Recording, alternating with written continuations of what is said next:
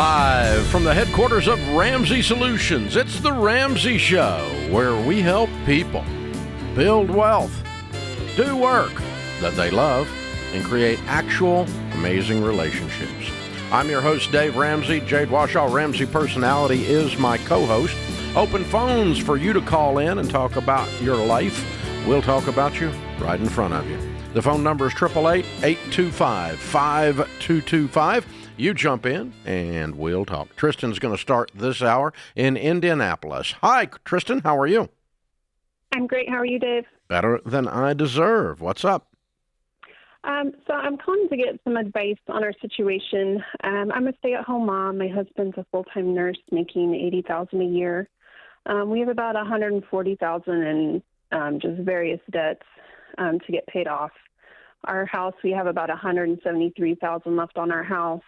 If we were to sell today in the market, we can make about $100,000. I guess my question is, should we do that to pay off some of this debt? You got $140,000. How much was it in debt?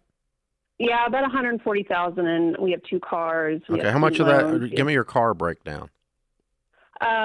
My husband's car is like 88, is 8,800, and my car is at like 11,000. Okay, and what's the rest of this mess?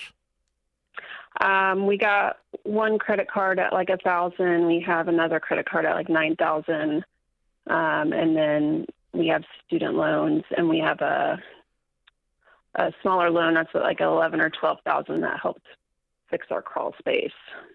The student loans are the big chunk. Yes, mine especially. How much is it? It's about 80. And how many kids do you guys have? We have 3. How old are they? Sorry, I know that's rapid fire. No, you're good. We have an 8-year-old, a 5-year-old, and a 1.5-year-old. If it's me, I have a couple questions. Okay, he's a nurse. He's making $80,000. Were you working before kids, or have you always been a stay-at-home mom? I've worked here and there. I worked briefly when my oldest was little, and then once we had my second, my paycheck essentially just would pay for childcare, and it just wasn't worth it for us. So, what was your career? Just customer service type gigs. I worked at a gym, front desk type things. You have a degree? I don't. Okay. And your husband's a nurse, okay? Is there anything that you can...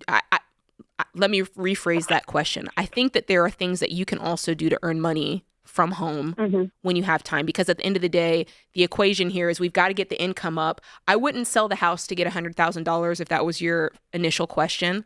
I think that you guys need to work through this, and I know that you can work through this. $140,000, $80,000 income. If you can find $20,000, if you can find $25,000 a year, anything is going to help this equation move faster. Right? Because at this point, uprooting the family, doing all this to get $100,000, you're going to have to then save up 3 to 6 months, and then you're going to save up a down payment. And whatever you move over to rent, it's not going to be a big difference. As a matter of fact, you could end up spending more money monthly. Yeah. If I were in your shoes, I would go through 3 years of hell rather than sell your house. Okay. And the 3 years of hell sounds like this. He picks up side gigs in the ER, and you find something you do to work from home. And those two things together add $40,000 or $50,000 to this equation, and you throw all of that and some more towards this student loan, and you're done in 2 to 3 years. But you're going to not see each other. You're going to be tired.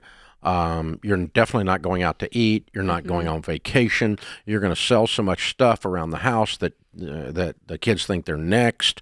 Your friends are going to be making fun of you because you joined a cult. You're going to be having all of this kind of thing going on for about 2.5 to 3 years, and then you'll be free forever. And let me raise my hand on something here, Tristan.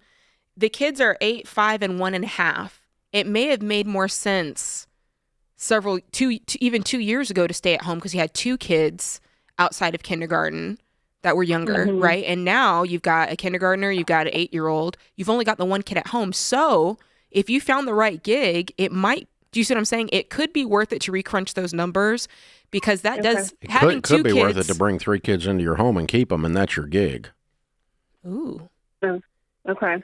Because people are looking for inexpensive childcare that's now reliable. that's kind of cool too. If And you're, I don't know what the it. rules are in Indianapolis. How many kids before you leave being a babysitter and become a daycare? But you don't want to get into that. But from a regulation standpoint and all that. But anyway, people have kept other people's children in their home for generations, and paid for it. And so, that's something I would consider, and that's kind of becomes a no-brainer. I don't know, and this is not, none of this is pleasant, but selling your home's not pleasant, being in debt's not pleasant, nothing here. There's no pleasant on the table for the next 2 years. That's true.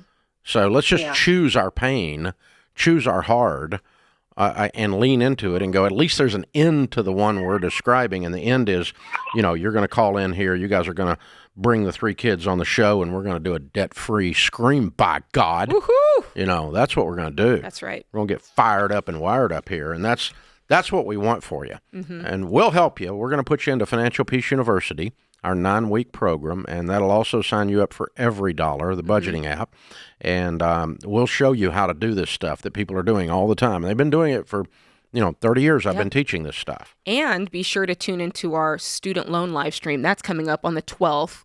And I mean, your big portion of this debt is student loans, and you're not alone in that. There's so many people who are facing that, and that live stream is going to help them figure out how to budget, figure out what their payment is, figure out how to pay these things off for good so that they're no longer haunted by the ghost of education's past. And ruled by the, anyway, we'll deal with that later. So hang on. We'll have Austin pick up, get you signed up for Financial Peace University and get you going in that, because that's what you're going to have to do. And Tristan, what we're describing, I understand. It's almost bizarre. It's so weird, but so is being free. Being completely free of debt in America today is so weird that it's bizarre. Yeah. So if you're going to have unusual results, unreasonable results, you're going to have to engage in unreasonable behaviors. And, the lady sitting beside me did it for 7 years. That's you right. and Sam. Yeah. You worked like 17 different things. I mean, yeah. And had little kids while you're doing it. Well, the kids came after the fact. Oh, I'm sorry. But I will say you have to embrace the things that no one else is willing to embrace. You have to do those things that people will look at you and go, wow, they're weird. Yeah. Like, they're crazy. They sold the furniture in their house. They're crazy. Yeah, that's nuts. I mean, they just sold. They haven't been on vacation in 2 years. Yeah. I don't know. How do you make it? Yeah. They go to the restaurant and they just order water. They're just there for the social aspect. They're not there to go out to eat. They're not there for food. That's right. At a restaurant. Yeah. That's weird. That is weird. Yeah. I'm happy to be weird, Dave. I like it. Going out for drinks with my friends. More water. Yes. I'll take the water, please. Water for me. Tap. With ice. Tap, not bottle. No frou-frou water. This is The Ramsey Show.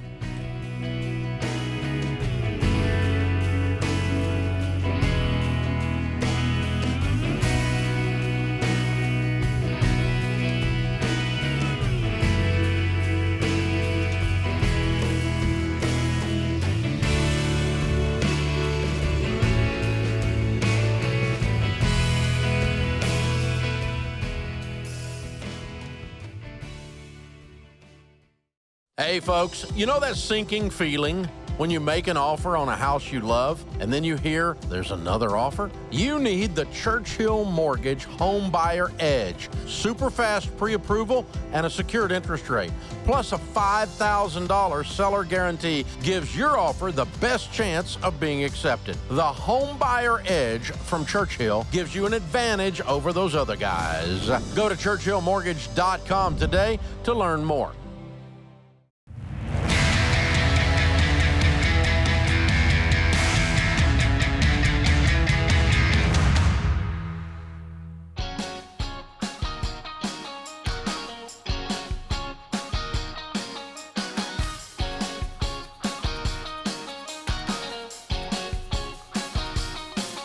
Jade Washaw, Ramsey Personality, is my co-host today. I'm Dave Ramsey, your host. I didn't think it was possible with the epic student loan debacle for it to get any dumber out there, but it has. It's not good, Dave. Student loan repayment. 4 million people have enrolled in Biden's SAVE plan ahead of the payment restart. According to CNN.com. Yes. Now we know a lot of these people were probably automatically enrolled. It says the majority of them. So basically CNN's headline is a lie. Yeah. 4 million people enroll in Biden's SAVE plan ahead of payment restart. No, they didn't. The vast majority of them were automatically default enrolled. They didn't voluntarily enroll. They didn't actively enroll. That's right. So they didn't enroll. That's right. You pushed them in like cattle. You pushed them in. That's not enrolling.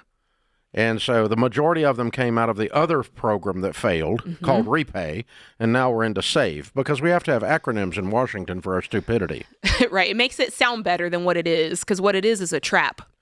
God, this thing is awful, Jay. It says launched earlier this summer. The SAVE plan, they call it Saving on a Valuable Education. That's laughable. It's available to most people with federal student loans, and this is what they're saying. It can provide, in air quotes, significant relief to borrowers struggling to pay off their student debt. It would not be struggling to pay off. It'd be struggling to pay. Yeah. It does. It does do that. Yeah. Okay. So basically, if you sign up or accidentally were enrolled, even though you didn't enroll in the new SAVE plan, and you're one of those 4 million lost souls, here's what you signed up for. You have a formula based on the poverty level that dictates the dollar amount per month that you are to pay. If it does not cover the interest being charged on your student loan, the interest does not accrue. However, 100%. So in other words, if the interest on your student loan is $50 a month, and the formula says you only have to pay $30 a month, you don't have any extra interest added on. They forgive the $20. Yes. But what they fail to mention is 100% of the $30 goes to interest. Consequently, what is happening to your student loan balance? Here's what I wonder. It's not moving. It's sitting there, doofus. Sitting there like a frog on a log. My God. How dumb are you people in Washington? Let's sign up people, forgive a portion of their interest, allow them to pay a tiny little payment with the promise of debt forgiveness, which you always lie about up there. I mean, perpetually lie about up there. When are you people going to wake up? Oh, my God, it's dumb.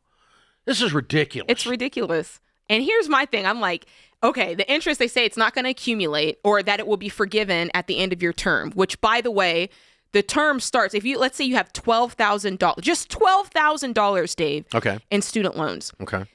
The forgiveness starts at 10 years of payments. So they want you to keep a $12,000 debt. No, it's 20 years of payments. They're proposing to bring it back to 10. The proposal's not gone through. Right now, let me see here. Biden proposed canceling up to $20,000. Unlike one-time unlike one-time cancellation proposals, the SAVE plan can benefit both current and future borrowers, which the new people that are getting into student loan debt can sign up for this ridiculous, moronic thing also. The Biden administration first said it was developing a new repayment plan last August. SAVE is expected to cost over. No, that's not the one. Wait a minute. This is not the article. This is different. So what it is if you have you get in at $12,000 equals 10 years of payments. And for every additional 1,000, Dave, that you owe, so 13, you're paying for 11 years. Yeah, okay. 14,000 you're paying for 12 years. $14,000. The max is after 20 years they promise to forgive whatever's left. Exactly. So after you've done nothing for 20 years, it's going to be forgiven. But let me help you with the people that got promised that 10 years ago that they were going to have their loans forgiven for working for nonprofits and in underserved areas. Okay, you remember those people? Yeah. PSLF. 900,000 people have applied for that. You know how many got it? 1.6%. Ooh. So after 20 years of doing basically nothing, hoping you're going to get forgiveness, 1.6% of you. So bad. This is basically the DMV of the financial world. So bad. This is the dumbest butt thing, the most inefficient socialistic garbage I've ever seen in my life. Kick the can down the road. Put your hands over your ears and go, la, la, la, la, la, la, la. This is not happening. Dumb butt idea. Now, have I been unclear? I hope I hadn't been unclear. So how are you going to get out of student loan? This is what you need to do, guys. You have $12,000 in debt. Yeah. Deliver pizzas. So easy. Make $2,000 a month delivering pizzas every night, and you're done in 6 months. Yeah. And you have the rest of your life to not be screwing around with people like the Biden administration. Oh, my gosh! Yeah, it's unbelievable. It's unbelievable. This is ridiculous. And CNN is so stupid. And, half the media will pick the same. This press release, by the way, this headline came from the White House. Yeah, it did. And they republished it because it's a lie. Student loan repayment. 4 million people enroll in Biden's SAVE plan ahead. Nobody enrolled. You automatically defaulted into them. it. Yeah. I mean, the number of people that physically signed up for this idiocy on purpose is very small. But they're making it, 4 million people did it. You should too. Yeah, No, you shouldn't. Good Lord, people. When are you going to get a clue that the White House and the people in Washington, D.C. are not here to bless you? These people are, you know what this does? It keeps you in debt your whole freaking life. You're 35 years old, you're 55 with grandkids, and you're still screwing around with your college. You ought to have unbelievably naive at best, stupid at worst, to believe the lies they peddle out of the Republicans or the Democrats regarding student loans. Because let me just tell you, student loans are awful. They're horrible. Then why do you morons keep making them? Now, there's the question, Dave. There's a dadgum intellectually dishonest bunch of people. Yeah. We're going to do everything we can to forgive your student loans and make it easy because they're such a burden on you while we continue to make them to the next generation. You can't solve a problem. You're a freshman in college right now? We're going to put you $100,000 in debt, let you get a degree in left-handed puppetry, and then put you on $30 a month for the next 25 years, and then lie to you about whether we're going to forgive it at the end of that. Please, people, don't be so stupid. This is ridiculous. It's completely out of control. I read this. I don't know why I got pissed off, because I should expect this kind of stupidity out of Washington. Yeah. And I should expect this kind of stupidity out of the press, where they put a headline that is completely false across the top. I mean, this is, oh, jeez. So we're gonna help you with that. Listen, your student loan interest has restarted. It started last week, okay? Your payments are going to start October 1st. You know when that's going to be here? Faster than Christmas. It's going to be here in a minute, okay? A hot minute. You're going to have to start paying payments again. And if you're dumb enough to sign up for a $30 a month plan and stay in debt the rest of your life, I can't help you. You're just too dumb to be helped. Okay? That's not going to work. I can't help you. You got the motivation of a dead brick. Oh, come on. Seriously. I can help you, though. Jade can help you if you will get up off your assets and go do something about this. That's right. You guys got to sign up for our student loan. It's Student Loans in America, how we got here, how we're getting out. It's a free live stream. If you have student loans and you are not signing up for this free live stream, there's something wrong with you, and I can't help you. If you want help, sign up for the live stream. We're going to tell you everything you need to do. We're going to help you. Hey, let's charge $30 a month for 20 years for this. Oh, I love that. That would make it popular, and 4 million people could accidentally sign up for it. Isn't that funny, Dave? How when we want to do something to set people free, that sounds asinine. Yeah, well, it sounds like you people are taking advantage of poor people by giving you a free live stream. Yeah. Would you shut up? Seriously. It's free. Figure out how that's manipulative, okay? That's free. Yeah, Jade is going to show you. I know some of you are scared, okay? Well, then do something about it. I know some of you are confused. Good, do something about it. I'll show you how. I've been doing this for 30 years, and it isn't going to be you screw around with this for the rest of your life. I can promise you this. Spoiler alert, you're going to get with it. You're going to get a callus on your working hand, baby. This is what you're going to do. You're going to go, and don't worry about working too hard. Just before you die, you'll pass out. It's okay. We're going to teach you how to do this stuff. Sign up. Student loan live stream, RamseySolutions.com/student loans. That's right.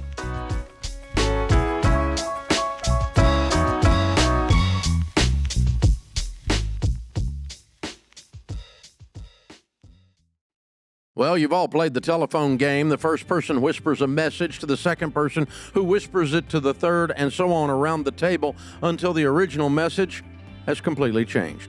Multiply that confusion by 100 if you run a business with different software systems that don't talk to each other. That's why there's NetSuite by Oracle. In the early days of Ramsey, we were using different systems for all of our business units. We needed one single source for accurate data. NetSuite was the software we used to optimize and take us to the next level. NetSuite gave us the visibility into all of our numbers so that we could communicate across departments and plan ahead better. And as we grew, it scaled with us. NetSuite worked for Ramsey, and it will make a difference for your business too. Join the more than 34,000 customers who trust NetSuite to help make them smarter and make better decisions and level up their operations. To learn more, get a free product tour at netsuite.com/Ramsey. That's netsuite.com/Ramsey.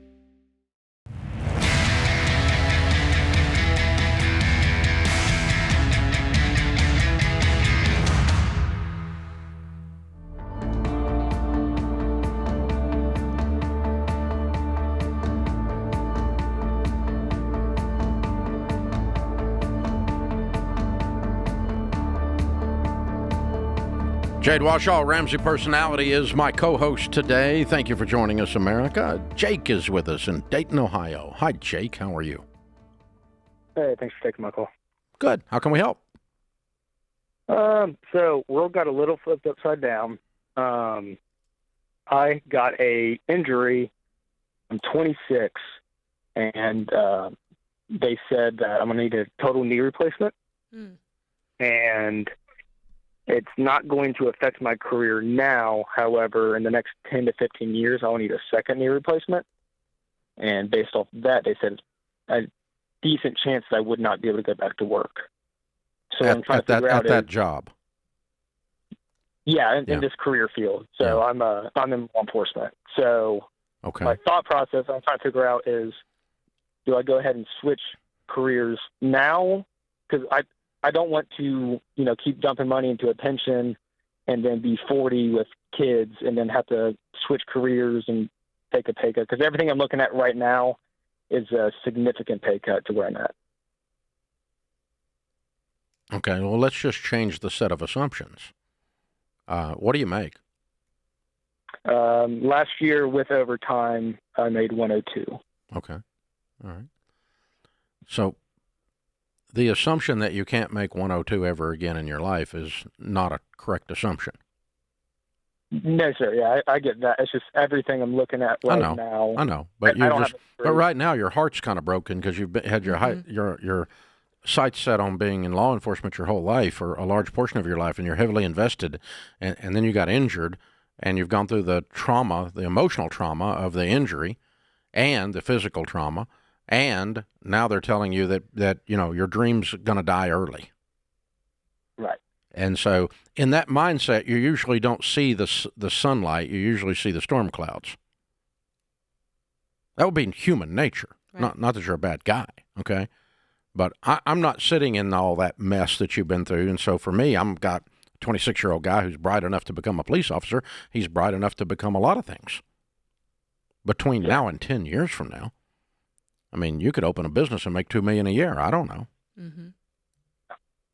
How old are you? So 26. I'm 26, and since I found this out, I signed up for classes again, and me and my wife are cash flowing that. Good. But I'm just trying to.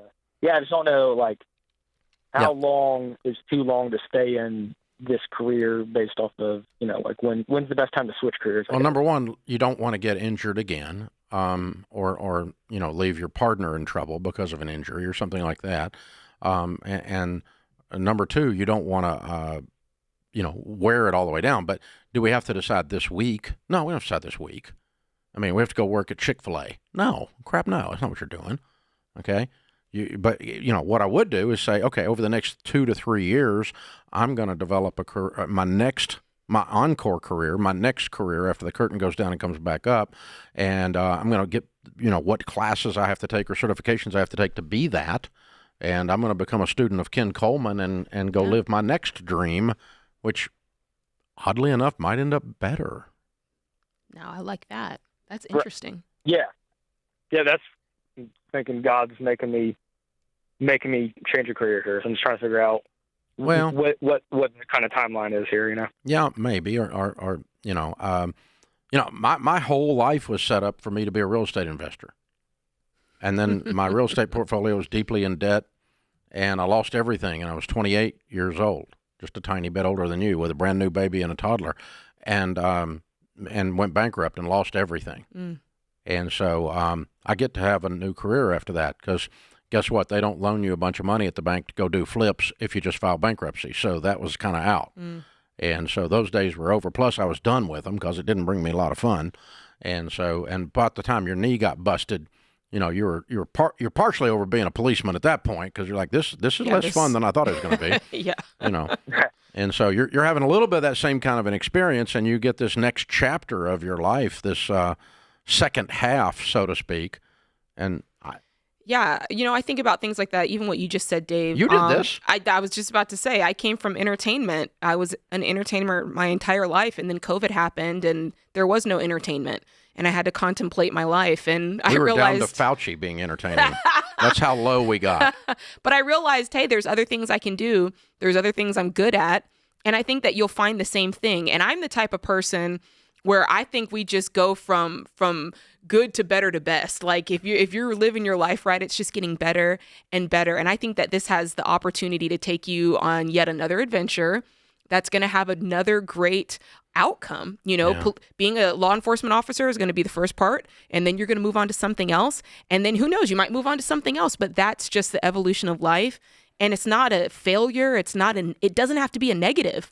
This can be one of the greatest things that's ever happened to you, because it'll open that next door. You don't know what's going to be behind it, but you got to keep turning those knobs, and something's going to be behind there. And you're going to look back on this and go, man, here's what my prayer always is. I want to look back and go, man, I'm so grateful XYZ happened, because when that happened, it allowed me to do this, this, and that. And this has the potential to do that for you. You'll look at this right now. It's painful. It sucks. But in a couple of years, in 8 years, in 12 years, you might go... I would have never ... if that hadn't been happened. Yes. You know? And I never would have been at Ramsey if it wasn't for 2020. Yeah. And everybody hated 2020. Thank you, Fauci. Thank you, Fauci. That's the only time we'll say it. That's the only time you ever hear that. Nobody but except the plexiglass people say thank you, Fauci. I'm just saying. Now, if that's what it means to get Fauci'd, then... So, yeah, that's the thing. Anyway, but I mean, yeah, the point is, I mean... I didn't sign up for bankruptcy. It wasn't what I wanted to do. And I won't say it's the worst. It's the worst thing that ever happened to me, and it's the best thing that ever happened I agree. to me. Both. Yeah. Very dramatic, traumatic. And I still, we've got the actual bankruptcy filing on the wall. Wow. I filed bankruptcy out here in the Ramsey lobby when you come out here, just so you could see how this started. Yeah. And I walk by that, I still kind of go, yeah.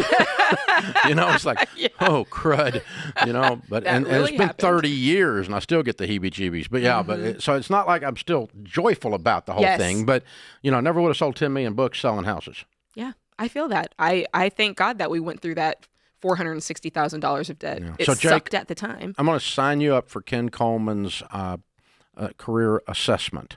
And it takes about 15 minutes to take. I'm going to give it to you free, and I want you to take that. And it's going to kind of point you in some directions that you probably were already thinking about, but it'll start to give you some clarity on that. And I'm also going to send you his book, From Paycheck to Purpose, because I think what you've got here is not the end of the play. I think you've got the second act. We're between the first act and the second act. And there's no rush. You said you've got 10 years before this is going to go sideways on you, so to speak. And but so, I mean, we can take 6 months and figure this out. We do want to actively figure it out, though. We don't want to sit and let this situation happen to you. That's right. You want to happen to it. Be proactive. But let's determine, okay, here's the direction. And then, and let me tell you what, the direction is not go back to school. That's a good point. That is, people get this, I just go back to school. For what? Because if you don't I don't know, because I just go back to school. No, that's dumber than a rock. Yeah. You may be studying exactly the wrong thing. And you may not even need to go to school for what you're thinking about doing. So, when we talked to a guy the other day, he's making $300,000 a year, and he has a landscaping business. He cuts grass. Yeah. Yeah. So shut up. Yeah, do not go back to school unless you've done your research, you are locked in. You have to have it. Yeah, you definitely don't go into debt for it. No, but you have to have the degree or the knowledge base to open up the field. It's permission to play in the field you're going into. Right. Okay. And so, what have we got to do there? And it could be as simple as, it may not be appealing to you, Could be as simple as you work on your master's level stuff in law enforcement administration, and you move up into leadership. That's interesting. And, where the knee is not the problem, and that changes the whole discussion. I don't know. Maybe your love of law enforcement parlays you up into that. It's okay to be any of those, but do it intentionally. Take 2 to 3 years to get tooled up. Begin to make your move gradually, so you sneak up on this, it doesn't sneak up on you. And we'll send you the tools from Ken Coleman to help you do that. This is the Ramsey Show.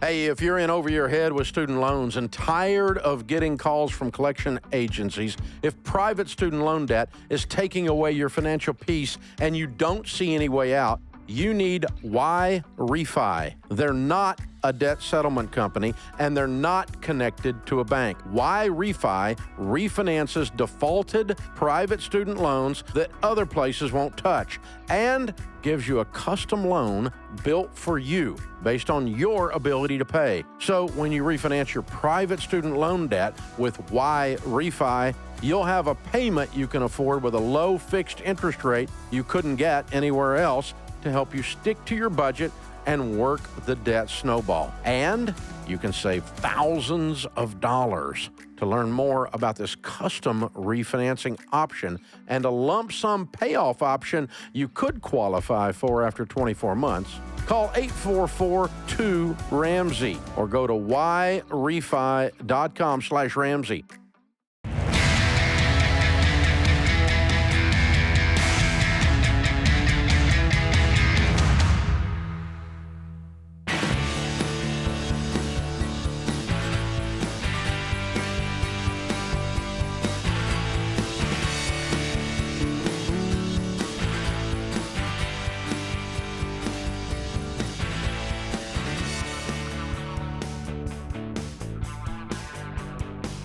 Thanks for joining us, America. Jade Washoe, Ramsey Personality, is my co-host today. Jim is with us in Nashville. Hey, Jim, welcome to the Ramsey Show. How can we help?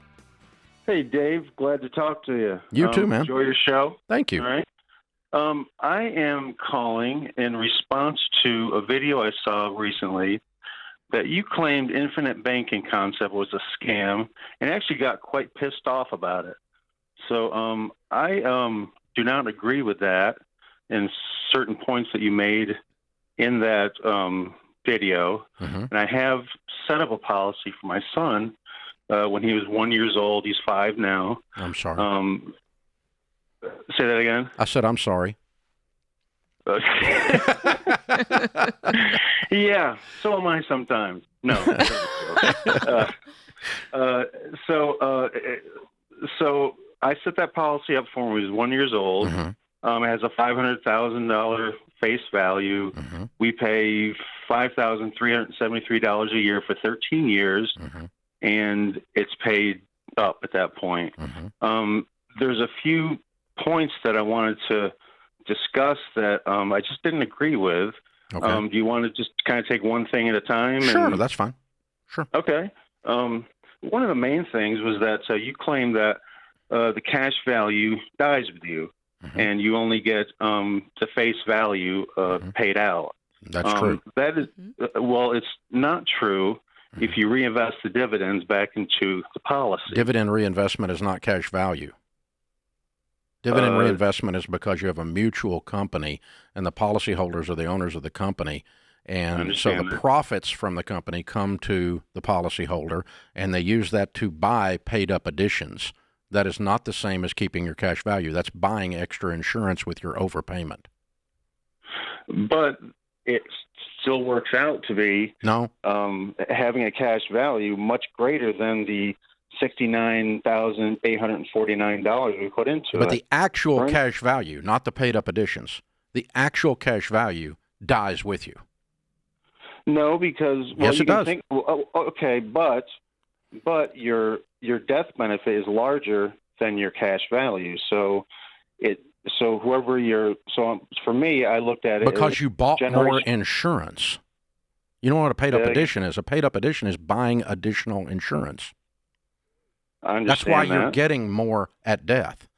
Not because you got your cash value, but because you used your policy dividends to buy additional insurance. Right, but that's different than getting your cash value. If you took those policy dividends and went and bought a term insurance policy for $100,000, well, you'd get $100,000, but that's not your cash value. Well, I have a term policy. I know, but you missed my point. Okay, you're talking about you use the policy dividends. You use the money they send to you because you're in a mutual company to buy additional insurance. Yes, paid-up additions, Yeah. If you buy a term policy on the side for $100,000 instead with that same money, you would get $100,000 more than your face value, but that's not your cash value. That's additional insurance. They're different. Right, they are different. In term, you don't have cash value to borrow against. I'm aware of that, but your point was that you don't lose the cash value, and my point is 100% of the time, by definition, you lose the cash value. Okay, so as I said, tit for tat, if he lives to be 80, I'm looking at the readout here. If say he only lives to be 80, okay? All right. The cash value will be worth about $2 million, but the payout for the death benefit will be $2.6 million. So, okay, technically, yes. So you take the cash, you're taking your policy dividends and go buy term insurance with it, and you would have more than you're talking about because you get a better buy on the insurance than you're getting with this rip-off whole life crap. Yes, you would get a high, but you wouldn't be able to use it throughout your life as your own bank. Well, I think that's okay. But here's the thing: the big thing that's a side issue. That's a side issue. But your first issue was, he's going to have all this money at retirement. Well, let's just do a little present value calculation on what you put in for a baby. $5,000 a year for 13 years. Do you know what that would be in a mutual fund? At age 88, it would be $25 million, dude. He's going to have that anyway. No, instead of putting it into this rip-off thing and making 4% on your money, and when he dies, he loses his cash value. If you had put this in a good mutual fund, you'd have 100x, 10x the amount of money, and that's your infinite freaking bank. But we're only putting in $70,000, and he's going to be. Dude, that's how present value formula works in finance. Look, let me just take the same. I mean, I understand. Let's intellectually deal with this for a second, okay? Take the same amount of money when you get off the air and put it in a financial calculator at 11% and pretend it was invested in mutual funds and see what it is when he's 88 years old. It'll be more. A whole lot more. And he'll have that too. With this, to me, is a way to. No, he doesn't have that too. To borrow against. That's called opportunity cost on your money. You put it into something that's going to make him at 88 have $2.5 million, and he should have had $25 million because you screwed up and put it in the wrong thing. Well, when we screwed up and put it in real estate too, and he's going to get real estate. Well, then put the money in real estate, but don't put it in this crap. I have to respectfully disagree. Well, on what basis? He's getting more money if you put it somewhere else. But he's able to borrow against this. If you've got $25 million in mutual funds, you can borrow against it.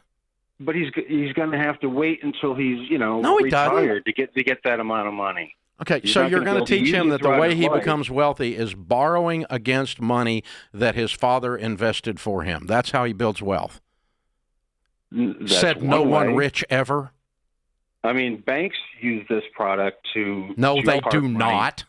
You've been watching too much TikTok. Banks do not use whole life. Not ever. Banks nowhere. No banks sell. I would respectfully disagree. No, with they that. don't. They do not use whole life insurance. What bank? Well, we could Google it and see what typically banks do with their money, but I believe typically banks never put money. Let me tell you what banks do. They put it in bonds. They're required to. They wouldn't be allowed by federal regulations to put it in whole life. It's not a place to invest money because it's a horrible investment. The rate of return 4%. Sucks, and when you die, you lose your cash value. I know, but you also You're making it sound like I'm losing money on the whole. You thing. are. You're leaving money on the table. You're making it sound like when, not me, but my son, when he dies, that he's only going to be able to get He's going to have $22 million less than he should have if you had put this in a good investment. Well, you had mentioned that the cash value dies and you only get the face value. That's correct. Not true. That is true. That's not. I just covered that with you for the last 10 minutes. Paid up additions are the only way that cash value increases unless you're using a universal life program B where you pay extra to get the extra insurance, which is another form of paid up additions. That isn't coming out of my pocket, though. I put $70,000. It is coming out of your pocket. It's coming out of the policy's pocket. I know. The policy, you put the money in, dude. And then it paid you a dividend, and you chose to buy more of this crap with the dividend, and you're calling that I kept my cash value. No, you didn't. You bought more insurance.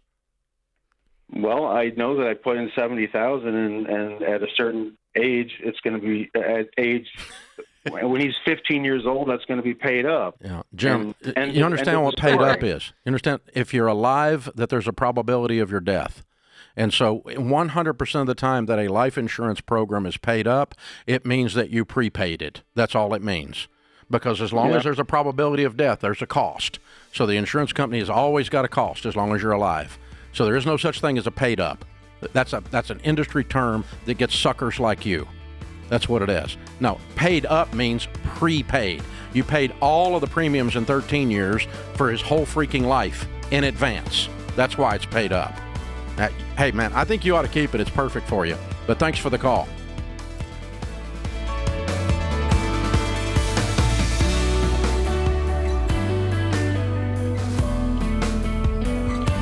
Hey, what's up, guys? It's Jade. If you love the show and want a deeper dive on your money journey, we have a weekly newsletter that gives you trending and helpful articles and tips on following the Ramsey way. Just go to RamseySolutions.com today to sign up for our newsletter. Again, that's RamseySolutions.com to sign up for our weekly newsletter.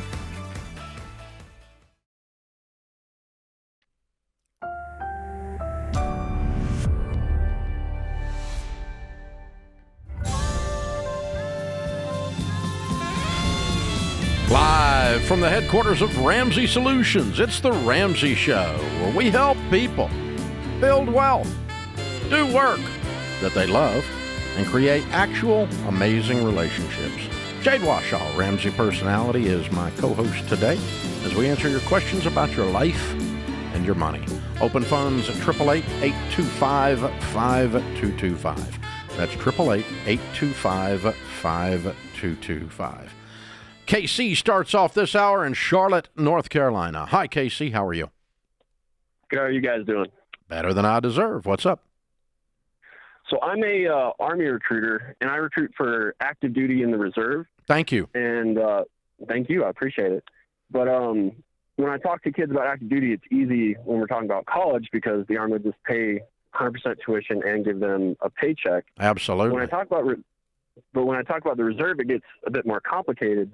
And part of the incentive for the reserve is that we have a student loan repayment up to like $50,000. Mm-hmm. And I don't know what advice to give to these young men and women when I'm sitting down with them. So right now I'm telling them, hey, take out this student loan and the Army will pay it back for you, but put it in a CD and keep it safe and then use it as like I'm getting out of the Army bonus after it's been paid off. But I don't know if that's good advice because I don't like to give advice that says, hey, take on debt. But I don't know what else to tell them because it's free money for them. I appreciate that. Well, that'll work only if it works. And, you know, you're asking an 18-year-old to be smart. And you're in the Army. You know better. Right. And a lot of times I sit down with the parents and the kid, I know. And I tell the parents, but you know what I'm saying. And so, now we do some work with the Air National Guard and the Army National Guard both, and they have a $10,000 tuition program. Does the reserves not have that too? So we do. We actually have it's $4,000 a year of tuition assistance, and we also have a monthly stipend that goes up to $1,000 a month as well, and that has nothing else added to, or like But the $1,000 a month, that that stipend is just a reserve stipend. That's not for education only, right? No, that's for education only. Oh, really? And they also have their regular paycheck as well. Okay, so they got their regular paycheck, and they get $1,000 a month if they want to go to school, stipend, and $4,000 reimbursement. It's a $4,000 tuition assistance. They pay the school directly up to $4,000 a year. Per year? Per year. And the $12,000 goes how long? How long can you get the $1,000? How many years? As long as you're getting your first degree. Okay, so you could do 4 years, which would be $48,000, and you could do 4 times, so $16,000. Yeah. Well, it'll be they only get the paycheck while they're in school, the extra $1,000 a month while they're in school. So in the summertime, they don't get that pay. Okay. Oh, so it's not a full $12,000 a year. All right. So it would be $9,000 a year. So let's plus call the $4,000. Yeah. So we call that $38,000, right, or $37,000 and $36,000. I'm sorry, and the and then we get $16,000 on top of that, which is the 4 years of $4,000. Correct? Mm-hmm. That's more than $50,000, dude. Right. And they don't have to take out the loan. Okay. I just like to give them as much money as I can. I appreciate that. I would not ask them to step up on the. So here's my principle. Number one, I don't borrow money. You know that principle. You knew that before you called. And again, thank you for your service and for what you do. Okay, but the other principle it's violating for me is okay. Almost every time that you borrow money, it only works if it works, and life doesn't always work. And so you've got this plan. I'm going to open a business, and I'm going to borrow $10,000, and I'm going to make $100,000 until you fall off the tractor, break your hip, and you lose everything, and now you've just got the debt, and you don't have the business, okay? Or until, it works if I buy a car on payments, until I lose my job and I can't pay the payments and it gets repo. It works if I do this, until. It only works if it works. And in our minds, when we analyze using debt, we only analyze the if it works part, not if it doesn't work part, the risk part. And the second thing another principle we use around here is I like to put my life on wise autopilot and avoid stupid autopilot. Autopilot mean that it automatically is going to be smart even if I leave it alone. And I don't have to assume that an 18-year-old suddenly is going to be, with the help of his parents or without, wise and keep in control until he's 25 and not screw this up. I mean, you're just asking for trouble here. That's very good. You've been, you recruit these guys every day. I know. I just trying to give them the best advice I can. I know, but I'm just saying. I don't even get to say if they take the money out or not, because I'm not going to ask. Incentive with or without me. I've done youth ministry, and I'm not going to ask those people at that age with that level of brain development to take on the level of discipline and leave their hands off of this and not go to Hawaii with their girlfriend using this money. I'm just not going to ask them to do that because it's going to get screwed up. It'll never happen. It's going to get screwed up. So I would, man, I think you guys got a great program with the stipend. I knew there was about 10 grand, like the reserve, like the National Guard has, but I didn't know exactly what. So 9,000 if you take the summer off. But if you go to school all summer, do you get the stipend still? Yeah. As long as you're pursuing school, you get the stipend. Okay, so if you just went to school, 12 months a year, a master's degree. If you went to school 12 months a year for 4 years, you'd get $48,000 plus the $4K a year. Maximum is 36 months. Oh, okay. But if you did, so it does max out at 4 years on 9 months. Then so you might as well not. Okay, so we'll do the 4 years of 9 months. Get the 36,000. I'll get the 16,000 reimbursement as well, and so that puts me at what, $52,000, right? Yes, sir. Yeah, and that's a great benefit. A kid that is trying to figure out a way to go to college, you can go to college by joining the reserves. Right, they can still get FAFSA, and they can still get all the other scholarships. Yeah, we just gave you a great commercial. I appreciate that. But I believe in it. I mean, we endorse the National Guard and the Air National Guard both. They're some of our sponsors on different things because of this subject. This is the reason they come to us, and the reason we like to endorse them is because we freaking hate student loans. And you do too, KC. You're a good man. Thank you. He's got a great heart. He wants to make sure these kids get all they can get. Yeah.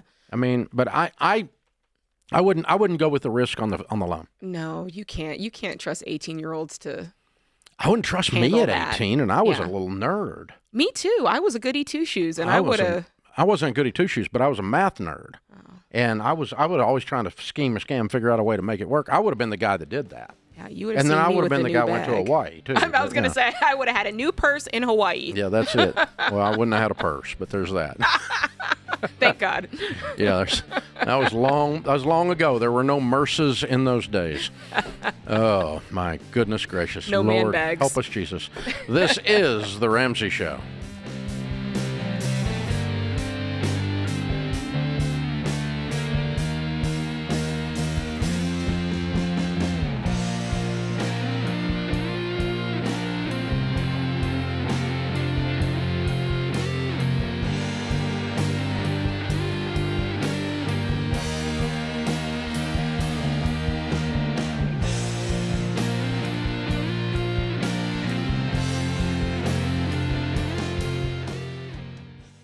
Hey folks, Dr. John Deloney here with some great news.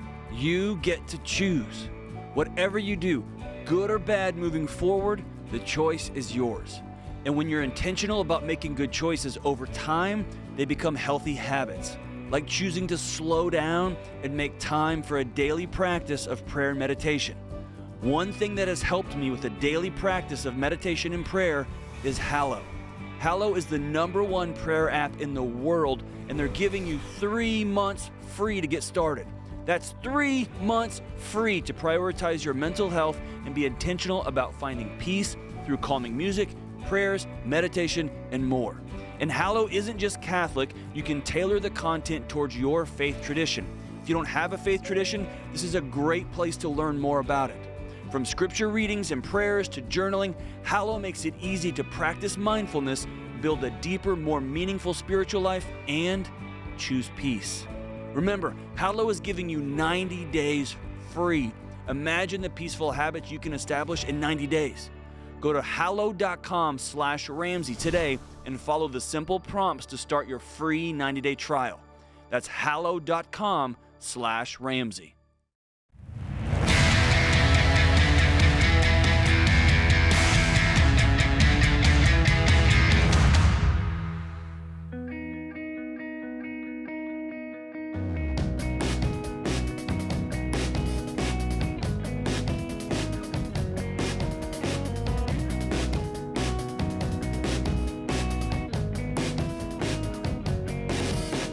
Jade Washaw, Ramsey Personality, is my co-host today. Landon is in South Bend, Indiana. Hey, Landon, welcome to the Ramsey Show. Hey, how you doing? Great. How can we help? Hey, so I'm a new home buyer or homeowner, and I did get it financed, and I'm basically in a situation to where the money that I make, I am spending on my bills and paying for mortgage. And I am just curious, what is the best way to get to financial freedom from where I'm at? It sounds like you maybe bought too much house and you don't have margin. Is that what I'm hearing?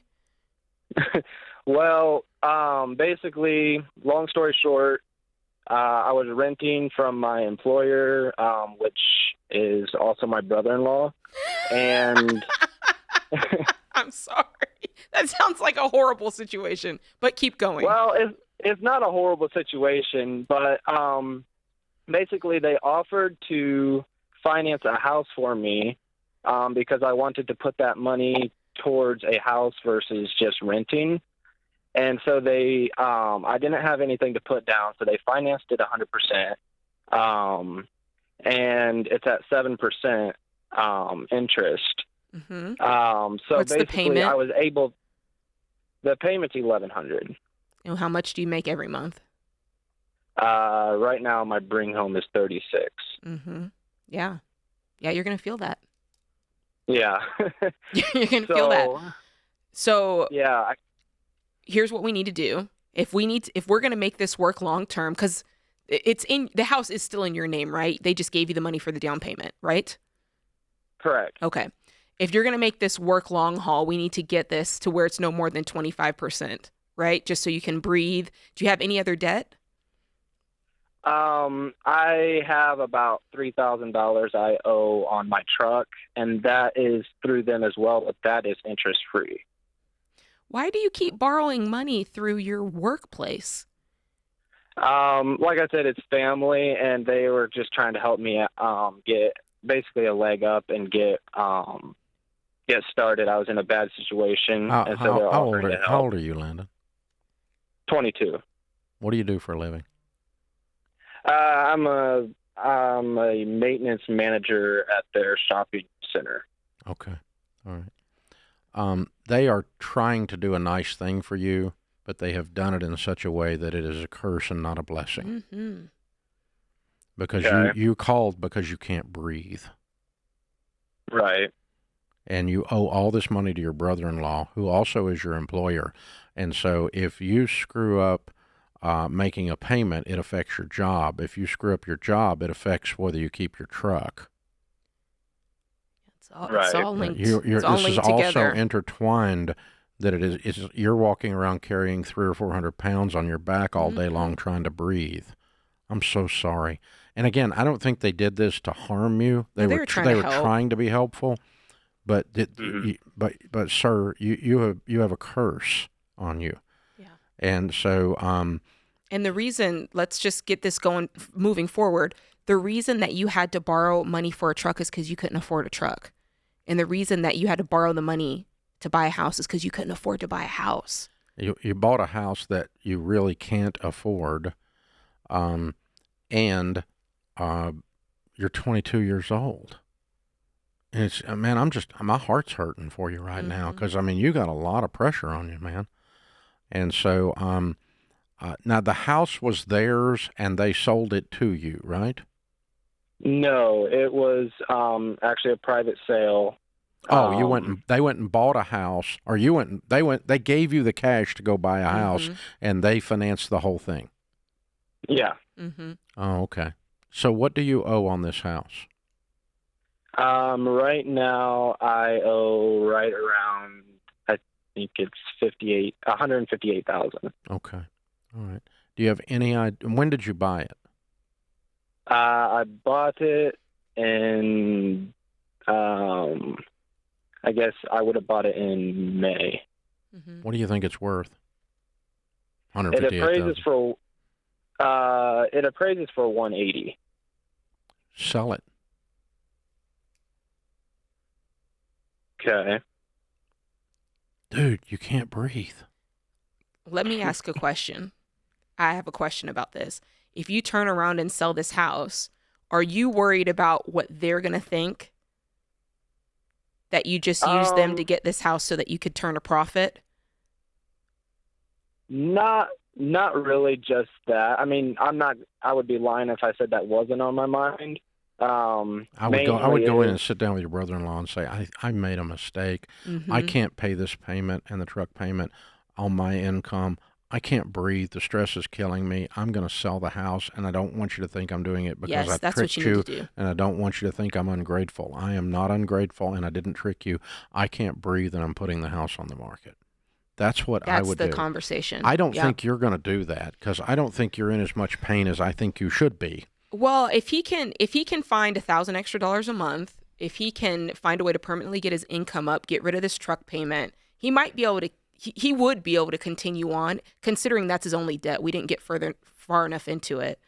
Let me just tell you, it's a bad idea to owe your house payment to your employer. Who's also your brother-in-law. It's a bad idea to owe your house payment to your brother-in-law. Woo-hoo. It is a XXX bad idea to owe it to your brother-in-law, who is your employer. Man. There's so many things that can go wrong with this that have lifetime implications. Thanksgiving that dinner are tastes not like a blessing. Copper. And again, I don't think the brother-in-law's a bad guy. I think he's just dumb. And he was trying to do a nice thing and he did it in a dumb way without thinking about, He made the assumption that this young man needs to own a house and he's wasting money when he's renting and we're going to get him a house and we did him a favor. And that's what's going through this guy's mind. But he's wrong. He made a mistake. I mean, it's the equivalent. All of that, co-signing, I'm going to buy my kids a house, all these things, I'm going to buy land and then the kids can live on the house. All those ideas where you're trying to manipulate someone else's financial situation. They can't afford it. That's why they don't have it. And if you don't, the reason your grandson needs a cosigner for the Raptor is because he's too broke to buy a Raptor. He can't afford it. Hello. Yeah. This is not hard. And Landon, that's you. You're too broke to have bought this house. You shouldn't have bought it.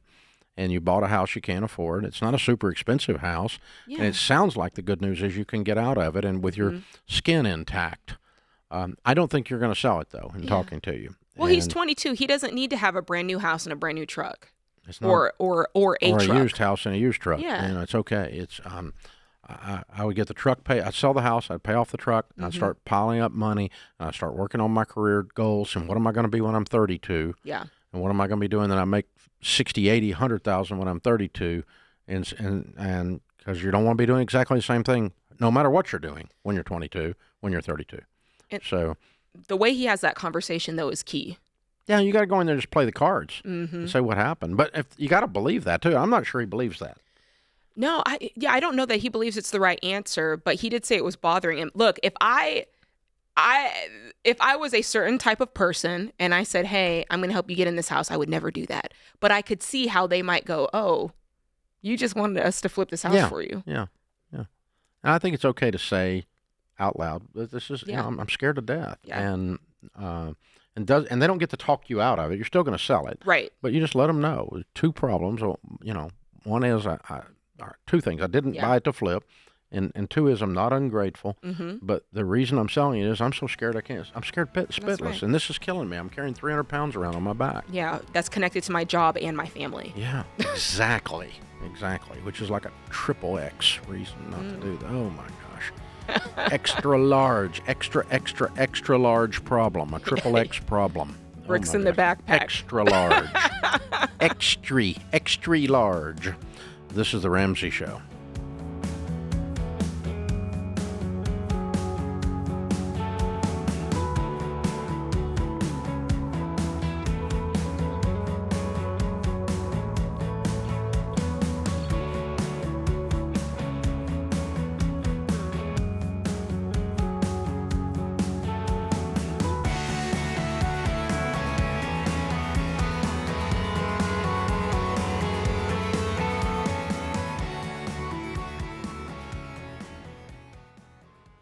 Hey guys, being free to make your own medical decisions is a big deal these days. Christian Healthcare Ministries gives members the freedom to choose the doctors and providers they want without the frustration of worrying about networks and with no waiting period to join. It's a membership-based nonprofit ministry where hundreds of thousands of Christians share funds to pay for and pray for each other's medical bills. For over 40 years, CHM has helped families living across all 50 states. So see if CHM could be right for your family. Check out more today at chministries.org/budget.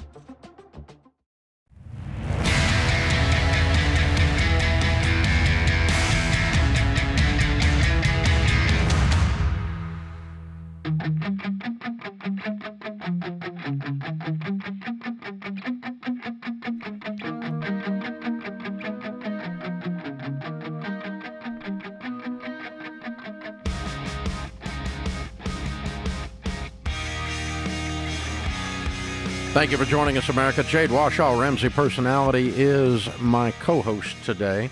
Open phones at 888-825-5225. She and Rachel Cruz and I will be co-hosting each other, or whatever you call it, all together on a live stream this coming Tuesday. And that is September the 12th at 7 p.m. Central Time. It is completely free. It is student loan debt in America, how we got here and how to get out. There is a lot of extremely bogus programs coming out of Washington right now that are really misleading and scary. And we want to not just beat up on Washington, although that's a lot of fun, But aside from that, we what we really want to do is just show you guys some hope, some actual facts of people that got out. Jade got out of $280,000. $280,000. I keep trying to call it 260. Don't shortchange me the 20. Don't shortchange that 20. All right, $280,000. She and Sam worked their tail ends off. $465,000 total in debt that they cleared up. It took them a long time. It took them 7 years. Yeah. It's not going to take you guys that long because most of you, A, don't have $475,000 in debt. B, you probably are in a different place than they were when they started this. So there's a whole story there. She's going to tell you that story. But we're also going to just show you story after story after story of people who did just like you.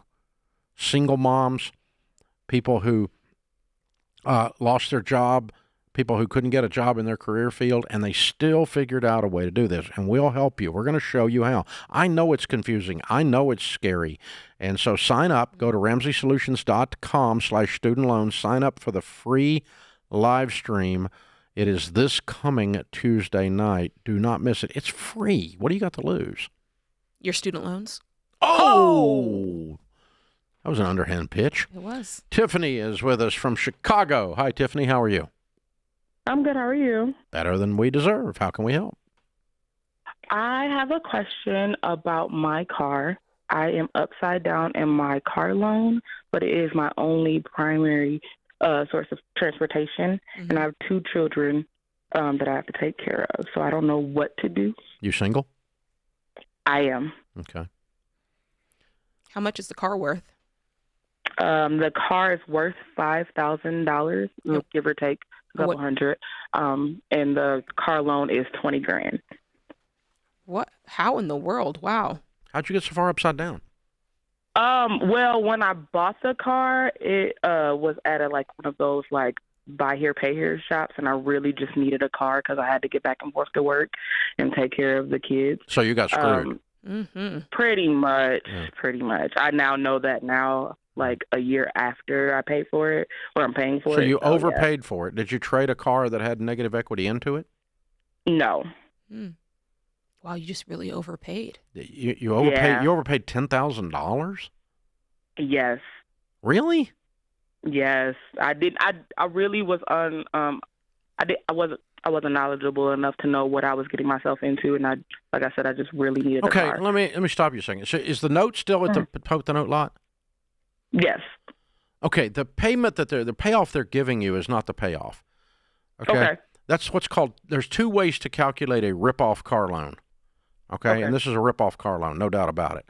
Okay, it's subprime lending. What one way they calculate is you ask them what's your loan balance, and the way they keep the loan balance on the books is called TOP. Total of payments, which is a total of all your payments over the whole time, including the ridiculous butt interest rate that they're charging you. That is $20,000. Okay. You do not owe $20,000 on the car, though. That's just if you pay every payment and add them all together. Interesting. Oh, okay. That's a TOP calculation, and that's the account balance. That is different than the payoff balance in a sub. Now, in a regular car loan, they're the same thing. The payoff and the account are the same thing. They just keep your account balance. Your principal balance is all they give you. But on a rip-off loan, on a subprime loan, they'll put it on the books as a TOP. And what that does is it takes all your hope away and you feel stuck, which is why you called. So the good news is the payoff on that car is, what's the interest rate? 17, 15? I think it's 23. Yeah. Okay. Good. Wow. Good. Yeah. Okay. So that's even better news, because that means that the 20 includes all that. Okay. So that tells me the payoff on this car is probably closer to 10. Really? Yeah. So if you just call them and say, I want to know. So how bad's your credit? It's pretty bad. Pretty bad. It's horrible. High 4s. Terrible. Couldn't be any worse. Okay. Yeah. And so you're single mom. What do you make? I bring home probably $3,100 a month. What do you do? I'm a retail supervisor. How old are your babies? My son is going to be 12 tomorrow, and my baby is 9 months. Who watches the baby during the day? They go between my mother and their father. Okay, good. So do you have any other debt besides this car? Yes. Can you go through that? I have probably maybe about $6,000 in credit card loan or credit cards. I have about $73,000 in student loans, and I probably have about $5,000 in regular loans, and then I probably have, I think, another $13,000 in a car that I totaled. What was the insurance from that? Oh, no insurance. Yeah, no insurance. Hey, what's your degree in? I didn't even graduate. Okay. I just kind of floated through school, and then How old are you? ended up having a baby. I am 33. Okay. All right, girlfriend. We do have a mess. Mm-hmm. Yes, And yes. Everything you told us in that list adds up to chaos. Absolutely. There's a lot of chaos in your life, and there has been for an extended period of time. Yes. In order to clean up the finances, we also have to clean up the chaos. Yes. Because the chaos is causing you to feel desperate and stuck, and right after I get desperate, I get stupid. And so have you a time or two. Yes. You feel stuck and desperate, and you go to a car and tote the note lot and get ripped off because you didn't feel like there's anything else you could do because you were desperate. Right. Yeah. Okay. All right. So we got to calm down, back up, and say, all right, couple things. Number one, Tiffany, one of the things I discovered, because I grew up without any money. Did you grow up without money? Yes. Yeah. And I found out that rich people think different. They think every time they make a decision, how does this affect me 10 years from today? When I grew up, we thought about how Friday was going to be. Exactly. Thank God it's Friday. Oh, God, it's Monday. Right. And we turned up the music about 4 o'clock Friday afternoon and tried to forget that Monday was coming. And that makes you broke. When your planning window is short, you make dumber decisions than if you have a long-term planning window. Rich people think when they buy a car, how's this going to play out in 10 years? You thought, I got to get to work tomorrow. Exactly. And so what I want you to do is slow down. And with every decision you make from the day forward about money and about your career, I want you to think about 42-year-old Tiffany and how she's going to like this version of Tiffany that's 32. Okay. So we're going to think like rich people. We're going to think long term, and then that'll draw you up out of the mud of the chaos slowly. This is going to be slowly. Does that make sense? Absolutely. Okay, so let's do 2 steps that I can think of, and then you jump in, okay? That I got to get these out of my system before Keep I do. going. Number one, I want to do. Oh, I'm out of time. Go ahead, Dave. Hang on through the break. Hang on through the break, can you?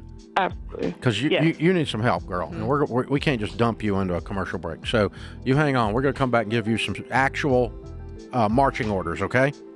Okay, thank you. We'll be right back. This is The Ramsey Show.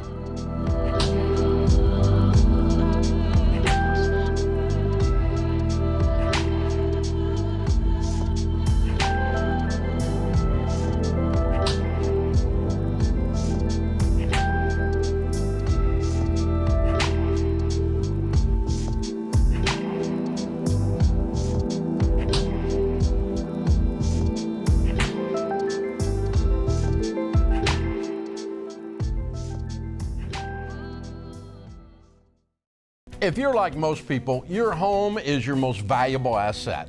And when you want to make improvements, it can feel like everything costs too much or takes too long. But something as simple as custom window coverings from Blinds.com can completely change your space and add value to your home.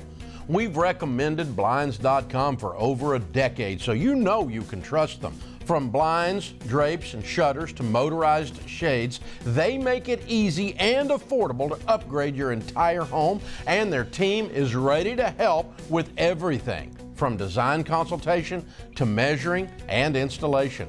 Plus, there are never any misleading quotes or hidden fees. Everything's backed by their 100% satisfaction guarantee, and shipping is always free. See why Blinds.com is the #1 online retailer of custom window coverings. Visit Blinds.com to get up to 45% off. That's Blinds.com. Rules and restrictions may apply.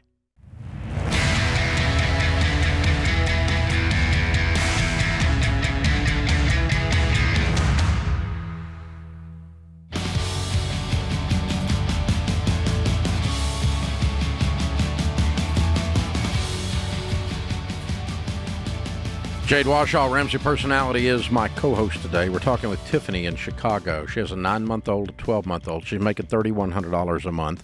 She has a car that is valued at about $5,000. We think the payoff is around $10,000 with a tote the note lot. She's got a lot of other miscellaneous debts and has had, and we established early, a lot of chaos and disorganization in her process, and we're discussing what her next steps are. So, Jade, I'll let you jump in. Yeah, I think right now, obviously, we've got a bit of an income problem, and I want to try to find where we can find some of this money. So my first question to you, Tiffany, is what's your living situation? Are you living with anybody? Is anyone living with you? Tell me about that. Oh, well, let me try that, picking up the line. That'll help. Okay. Now, go ahead, Tiffany. Oh, I'm sorry. It was our fault. I didn't pick up the line. Can you hear me? Yes, ma'am. We can now. Oh, okay. I was like, what's happening? What happened? What happened? So, yeah, I live alone. It's just me and my kids, and I rent. And my rent's probably like $1,200. So, good. So $1,200 rent. I want to know, are you getting a tax return every year? A little bit. I've adjusted that to not get one because I have been trying to get out of this mess since I've known that it was mess, and I've kind of listened a lot to Dave Ramsey, and I bought the Total Money Makeover, and I was like, oh my gosh, this is such a light to my eyes, and I feel so much less stressed. Good. So I have adjusted that to make sure if I do get anything, it's very minimal. So I can make sure I can pay my bills. Okay. And how many hours a week are you working? I work 80, and if they offer overtime, I am the first one to volunteer. You work 80? Well, $40. I'm 40 hours. 40. Okay, that's okay. Yeah. I was about to say we need a different job if that's what it's getting you. But at 40, and I know you've got the kids, it sounds like you've got some family in the area that'll help you. You got it. At this point, it's an equation, right? We got to make a bigger shovel because you have a big hole, right, to fill up. And that's going to look like you looking for employment that at the core earns more, right? So I want you to start, beefing up the resume. I want you to start looking for jobs that you can transfer your skill set. And so before we get off the line, we're going to get you hooked up with Ken Coleman stuff. I'm sure you've seen it, but we'll make sure you have that because I want your core income to be bigger. When Sam and I were paying off our debt, when we started, we were making $30,000. That is unsustainable. We could do all the side hustles in the world and it wouldn't have made a difference. So you got to get the core income up. And then in the meantime, while you're working towards that, you do need the side hustles. Also, yeah. So basically those two things together will double your income on the short term. On the short term. Okay. And you can do that. And then we can start cleaning this up. Now, you said you had a repo debt of how much? $13,000. Okay. And what was the other debts other than the $5,000 or the $10,000 on the car? $6,000 in credit cards. Probably like another $6. This is off the top of my head. I'm sorry. Probably like another $6 in loans. $73 in student loans. I think that's it. Okay. About $100,000. Yeah. So you're not paying on the student loans yet. No. You're not paying on the $13,000 repo at this point, are you? No. Good. Okay. So you've only got the credit cards and the other loan that you're paying a little bit on. We're going to cut up the credit cards. You've already probably done that after reading Total Money Makeover. Absolutely. So here's the thing. One of the things I discovered, I told you I didn't grow up with money. One of the things I discovered was I could learn from anybody about anything by reading. You read the Total Money Makeover and it helped you. Agreed? Yes. So if I stack books on you right now, will you read them? Because I'm going to give you a bunch of them if you'll do it. Absolutely. All right. So we're going to send you Ken Coleman's book, From Paycheck to Purpose. We're also going to set you up with his assessment because I want you to aim at a long-term career. Right now, we're going to get the core income up and the side hustle, like Jade said. But I want you to think about who Tiffany's going to be when she is 30, and when she's 42, and what are you going to be doing? You're going to be an executive sitting in an office, corner office somewhere, smiling, making $100,000 doing what? I don't care. You go to code school. I don't care what you're going to do. All right, but you figure that out. All right. Then the second thing I want you to do is I want you to go to. Let me see here. I'm going to get this up. Listen to this podcast, Craig Groeschel, and the last name is Groeschel. He's a pastor. He has a leadership podcast. The guest on the podcast, like 3 or 4 episodes back, was an African-American lady, came from where you are. She's now the president of the Dallas Mavs. Wow. Oh, my gosh. And she was the CEO of AT&T at one point. She's a force to be reckoned with. I thoroughly enjoyed listening to the podcast. She was inspiring to me, and she will be to you, because I want her future. I want her situation to be your future, okay? Okay. I want you thinking like that, because I want you to break this cycle for your 9-month-old and for your 12-year-old. It stops with you. Okay. Okay. And then we're going to give you Ken Coleman's book, Paycheck to Purpose. I gave you that to listen to. Now, then the first thing, we can scratch money together. I don't want you to pay anything on student loans. Just don't pay them right now. Forget them. Okay. Even though they come up in October, just don't pay them. Just forget them. Don't do the on-ramp, though. Don't do anything. Just ignore them. No, if you ignore them, it'll put you on the on-ramp and the interest will accrue. Okay, go in and do the stupid save thing. Yes, and do the $30 or whatever it is. It'll be zero. It'll be zero for you. Yeah, and just don't worry about paying on the student loan, but pay the minimum you can get in the new Save program. It's a horrible program, but at least we have a plan at the end. This is we're going to pay it off later, but right now I'm minimizing your outflow because I need you to gather up a couple $1,000s for a car. When you got a couple $1,000s for a car, I want you to walk in to this Tote the Note dealer and tell them you talked to your financial counselor who said that they should talk to you about taking this car back with no repossession. You've already paid enough on it. Give them the keys. Have them sign a paper you owe nothing. Don't give them the keys unless you get this. Sign the title over to them and wash your hands of this car and walk away. They will do that deal because they do it every day. It's their whole game plan. Their business model is overpriced cars, over-interest cars, so they take them back and resell them. It's how they function. And so you've already paid enough on it. They've made profit on you. And if they say, we won't do that, say, my financial counselor told me I should talk to an attorney. Should I do that, or do you guys want to do this? Because your financial counselor is me, and I just told you that. Right. Okay? So you see what we're doing. We're scaring them because the contract that they have is probably bustable with a lawyer, but I don't want to spend money on a lawyer. I just want to bluff these rednecks into taking the car back. Okay. And they take it back, no repo and no deficit. They don't get anything on you. And then you go buy a $2,000 car with cash. And not from there. And not cash, not from them. Just go find one in the freaking Craigslist. It's a garage sale car. Who cares? Okay. It's a short-term thing. We're going to get a better car in 2 years anyway. We're not going to drive this car for very long. Okay. Then you're going to get the loan paid off and the credit cards paid off, and then we're going to reach over and do the same thing with that student loan, with that deficit on that car repo. You can settle that $13,000 debt for about $2,000 or $3,000 if you call them up with cash in your pocket and say, "Well, I can settle this right now. I'm a single mom.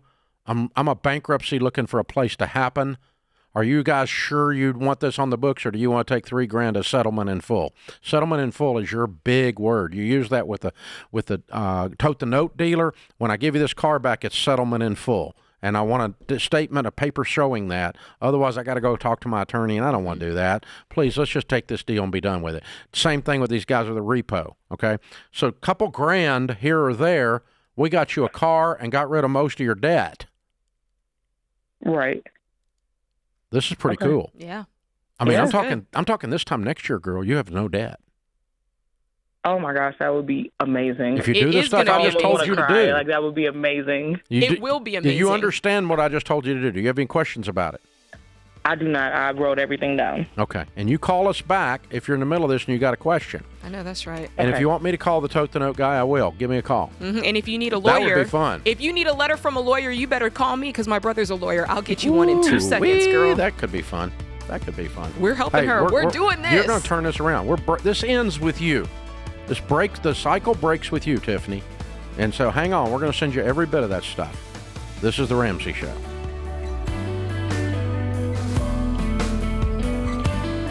Dave here. You can find all of our shows with the Ramsey Network app on your smartphone. It's the only place to listen to the entire back catalog of episodes. Download the Ramsey Network app in your favorite app store today.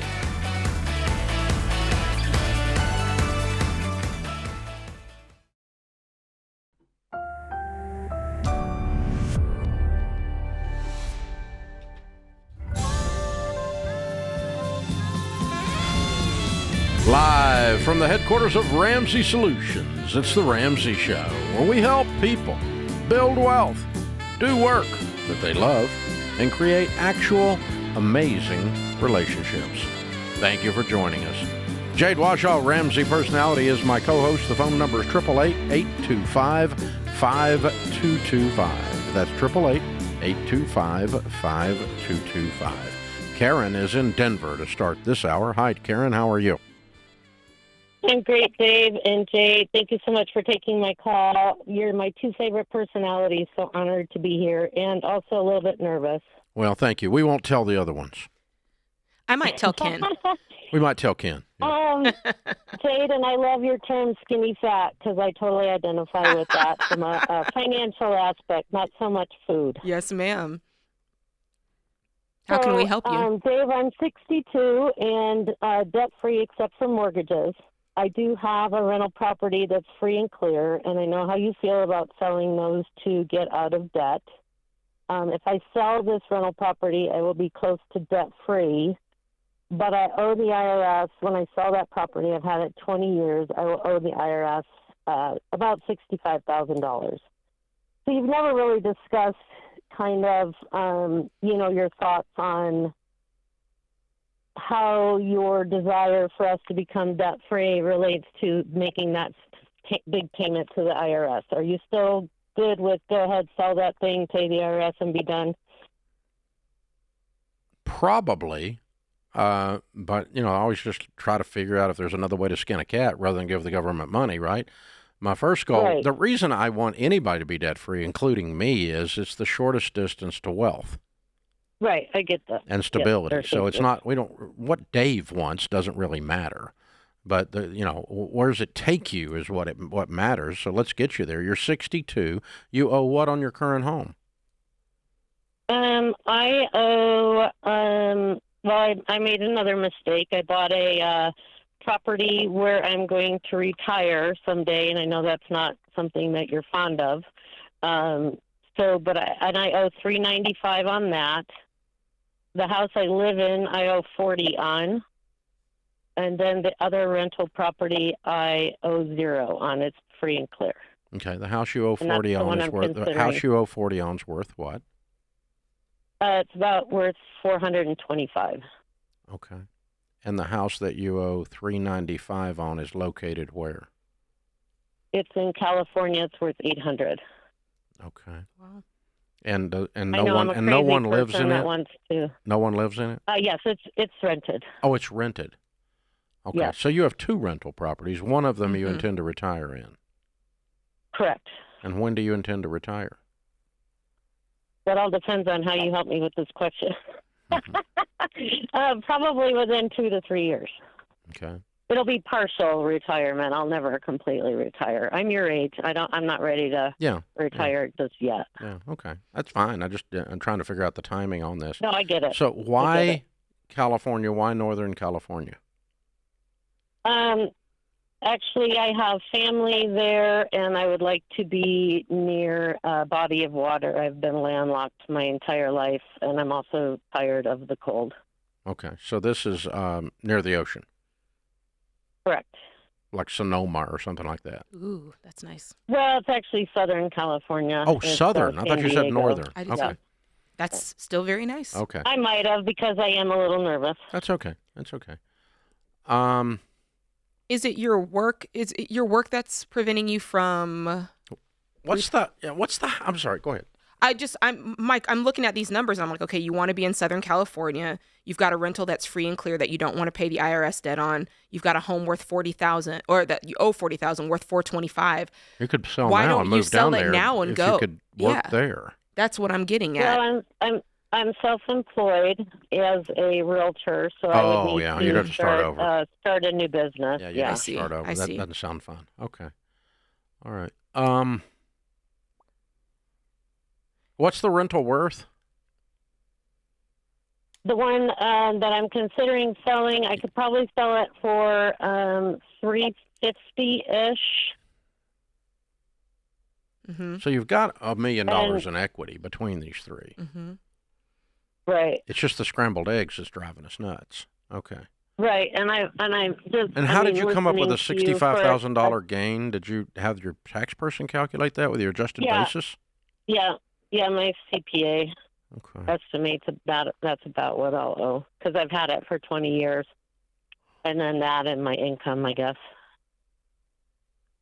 Okay, so concern number one is debt-free is the shortest distance to wealth. Concern number two is when you retire, a paid-for property is essential that you live in is essential for stability because it's your largest item. And if you retire at 65 years old and you live to 95, you've got 30 years of rent increases. You know this as a real estate agent.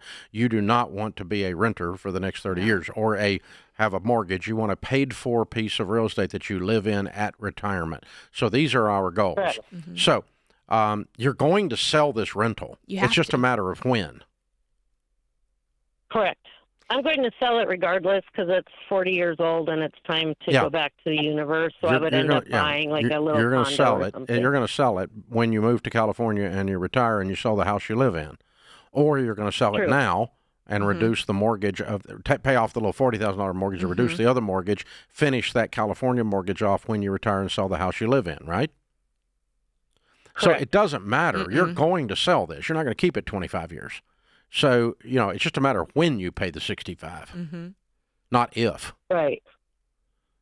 Good. So, well, I mean, I could 1031 exchange it forever, but I'm tired of tenants, toilets, and trash, quite frankly. Yeah, I want your California house paid off, and it's not paid off with the sale of your personal residence. Right. Correct. So I got to get there, and so since I got to get there, I got to sell the rental now or when you retire and move to California. I'm catching on now. I'm seeing the scrambled eggs. Okay. So, yeah, go ahead and sell it just because you're going to sell it anyway. Okay. Don't give it away. There's no rush. There's no. I was going to say, if you don't. Pay off the 40. Have you got enough in the bank to pay off your house? No, not right this moment. You don't have $40,000 laying around? Well, I do, but it's for Uncle Sam. It's for Uncle Sam? It's your real estate. It's your quarterlies, but you don't have any other non-retirement investments laying around. You can just knock your house out. Correct. Okay. Well, then sell the rental, pay off your house, pay the 65, throw the rest of it at the California. Then when you retire, sell your house and pay your house off in California. That ain't bad. That gets us there. Yeah. Took a minute. It took a minute. Part of me is like, okay, if she's still got 2 years.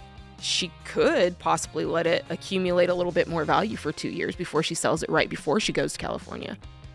I mean, it's not a lot, but I'm just saying. Yeah. Trying to get this money. That would work too. She's tired of it. I'm tired of it. She is tired of it. About it. Let it go. This is the Ramsey Show.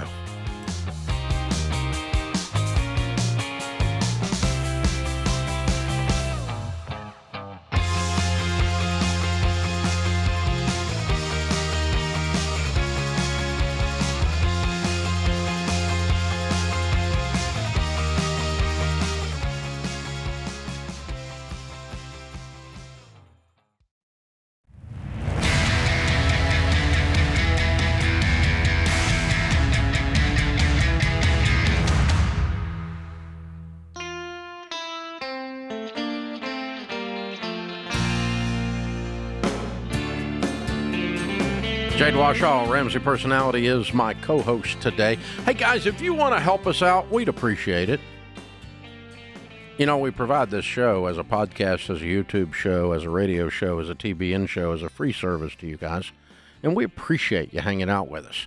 We would also appreciate it if you would click subscribe or click follow or share the show just by telling someone about it, or actually cut the link out, email it to your friend and go, hey, listen to this. Or if your particular, whether it's Spotify or Apple or whatever, has, Google Play, if they have a share feature, just click the share feature and you can share it.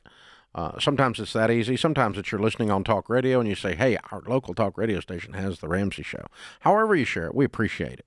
Our question of the day is brought to you by Neighborly, your hub for home services when you need to make repairs, schedule routine maintenance, or find local help for home improvement projects.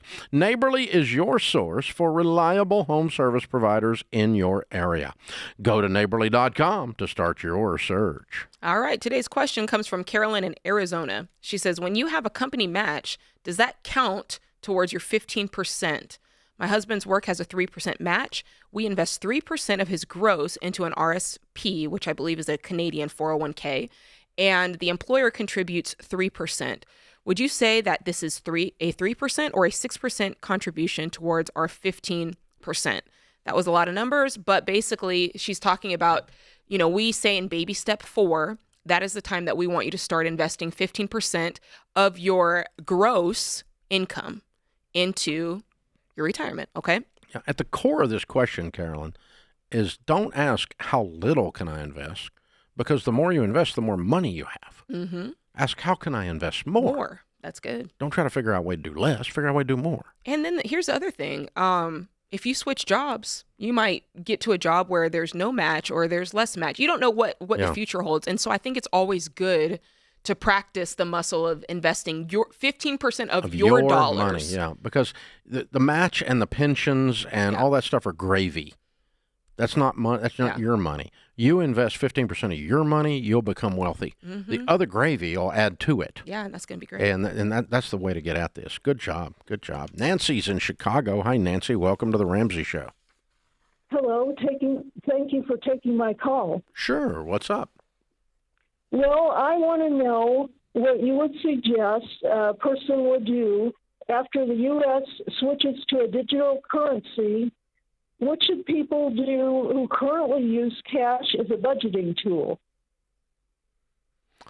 Well, the first thing is I'm going to suggest you quit reading so many articles on the internet, because the U.S. is not going to switch to 100% digital.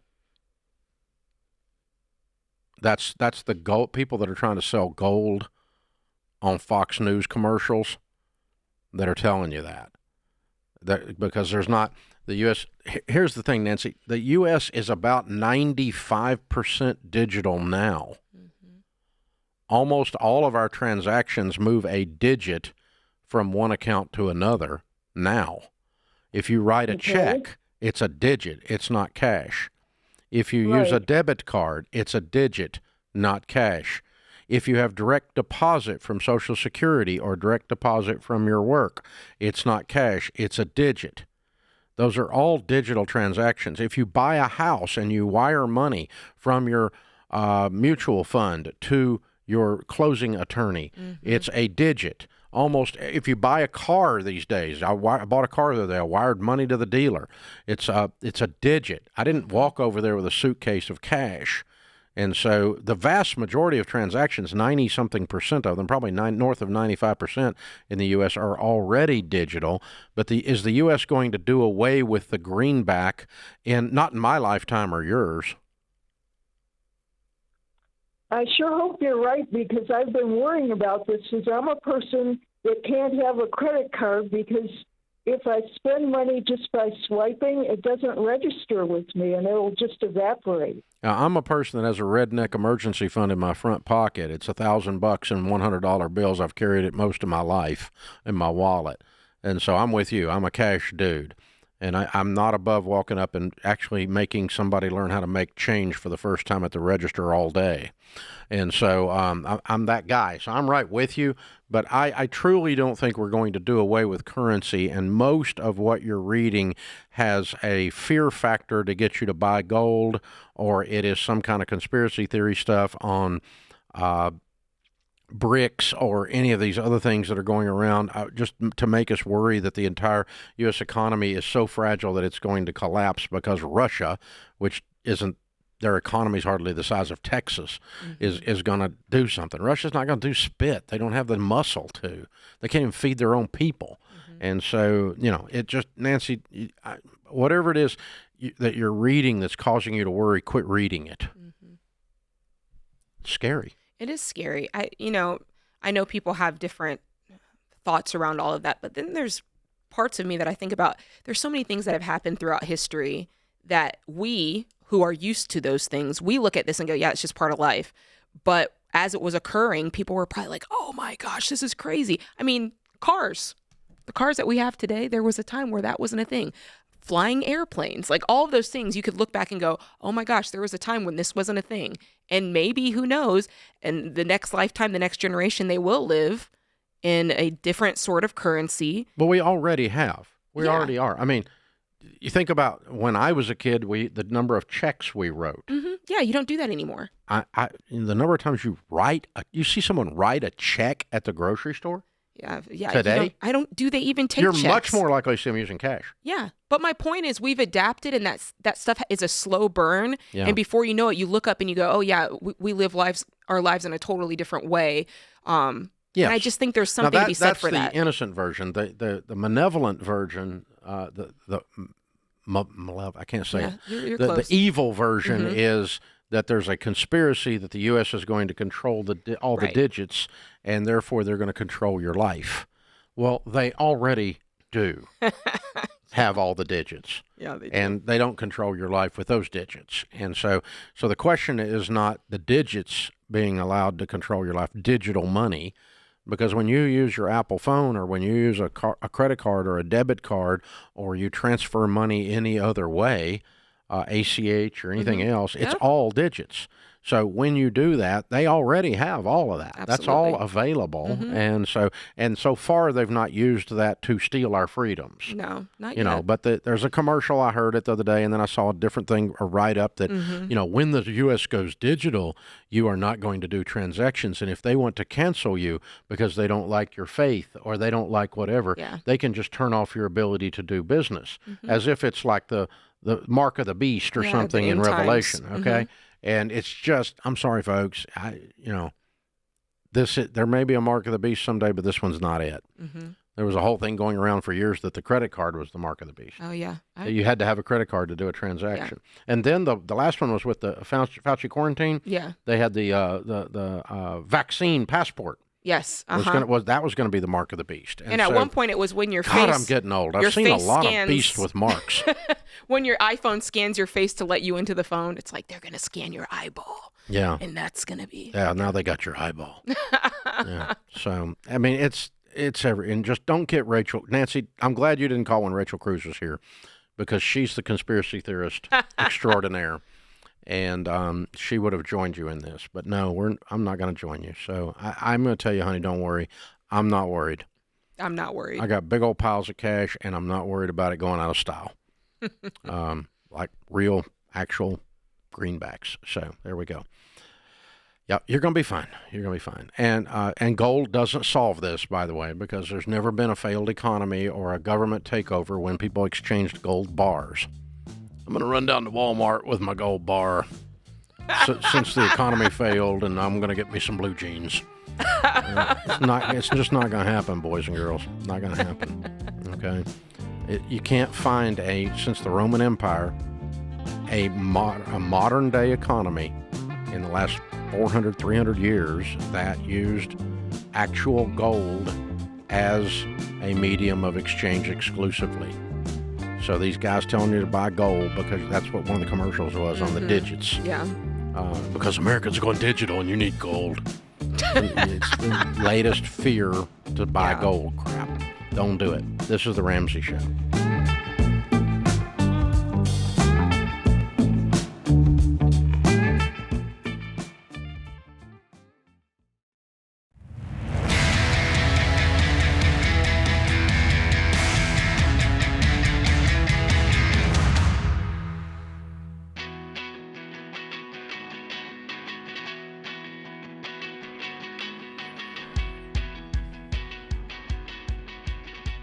Jade Washall, Ramsey Personality, is my co-host today. I'm Dave Ramsey, your host. Thank you for being with us. Kim is in Jacksonville, Florida. Hi, Kim. Welcome to the Ramsey Show. Hi, Dave. Hi, Jade. Thank you so much for taking my call. Sure. And thank you for all your work, Dave. It's changed everything for me. But my question is, I sold my house, I downsized and bought a townhouse for me and my daughters, and I was only short about $16,000. So instead of taking a mortgage, I just took a line of credit against my car since it was a lower interest rate and it was only $16,000. So now I don't know, because it's my last debt. Should I tackle this like it's baby step number 2 and clear out my emergency fund, or should I look at it like it's my mortgage, even though technically my mortgage is paid for, and continue on the baby steps because I'm on baby step 4 currently if I go that route? I would tackle it as baby step 2. What do you have? Yeah, because what else do you owe on the car? You tacked the $16K to your car? That was all. Yeah, no, the car was paid for. Yeah, the car was paid for. So your only debt in the whole world is $16,000. Yes. Do you have it? Do you have it laying around anywhere? Well, it's in my savings account, but that's my. Oh, actually, I borrowed 16, but now I've been paying it for the last 5 months aggressively, so I only owe $11,000. How much is in your emergency fund? $17,000. Pay it off today. Mm-hmm. And just stack back up that savings. Yeah, I agree with Jade. What's your income? Okay. Well, I just got a raise, so I'm up to $57,000. Okay, so you'll aggressively rebuild the $5,000, $6,000 back up to a good emergency fund within just a couple of months. Mm-hmm. Okay, that's what I was thinking. I mean, I was ready. I called the bank. I asked my lady. I'm like, hey, I think I'm ready to pay it off. And then I thought, well, maybe I should, keep that emergency and work at, baby step number 4, because I'm not at 15% right now. So yeah, that's why I wanted to call. I wanted to see what if it was a little bit more money or something, I might slow down and make it 6 or something. But I think there's a tremendous amount to be said for cleanliness. Okay. I like that. This is just clean. Mm-hmm. Your life is very clean. You are baby step 7. Now we just rock and roll on the investments as soon as we get the emergency fund done, right? Mm-hmm. Right. Get that, and because I'm only at like 4 or 5% right now with investments, so I have to work on that. Well, you're going to jack that as high as you can possibly jack it after you get the house paid off and the emergency fund in place. Mm-hmm. Okay. All right. Thank you so very much. I appreciate it. Thank you. We appreciate you calling. That was good. That was good. She kind of just jumped back a step. She'll do 2, 3, and 4 and on to the races. That's good. Not sure I would have done it that way, but now that we're there, that's the plan. Jared is in Minnesota. Hi, Jared. How are you? Hey, Dave. How you doing? How can we help? Yeah, my wife and I are going to be expecting a baby in March. Congratulations. And we are trying, thank you. We are trying to find something a little bit more suitable for living. And with the high costs of rent, we were thinking about potentially getting a house so that the mortgage is usually roughly about the same or a little less. Do you guys have any debt? Yeah, I'm currently a student. I'm in my last year of school, and I've had to pay my way through, and I'm about 61 in student loans. And then she had a car that she had bought after she graduated a few years ago, which is at 18. What's your degree in? My degree is math education. What are you going to do, teach? Yep. Okay. What will a math teacher make? Usually starting, it depends on the school district, anywhere from 40 to 50. What about your wife? She currently makes 51. Okay, and she's done with school. Salary. Yeah, she's done with school and she's working currently. And what is her profession? Art teacher, so a couple of teachers. 2 teachers. Okay. Look, congratulations on the baby coming. I'm excited for you guys. I want you to have a house. I want you to have all those things, but I want you to have them the right way so they don't have you, right? Right. So first things first, hey, I'm just going to walk the baby steps on this. Are you familiar with that at all? A little bit. Okay. So This is going to be the fastest, as Dave would say, the cleanest way for you to not only pay off your debt, save up the money you need, and eventually build wealth. So there's a framework here. And it involves paying off your debt first before purchasing a home. And the reason for that is, A, your income right now is tied up in your it's going to be tied up in your student loans. It's tied up in your car. And we want to free that up so that you're able to save the down payment you want. You're able to get the house that you truly want, right? Make sense? Yeah. Rent is a great deal short term. It's a horrible deal long term. So I agree with you. You don't want to do it long term. But short term, if you buy a house with this much debt, you have to buy an extra bedroom for Sally Mae. Because she's still living with you, and you need to kick the old woman out before you buy a house, because it's going to strain you.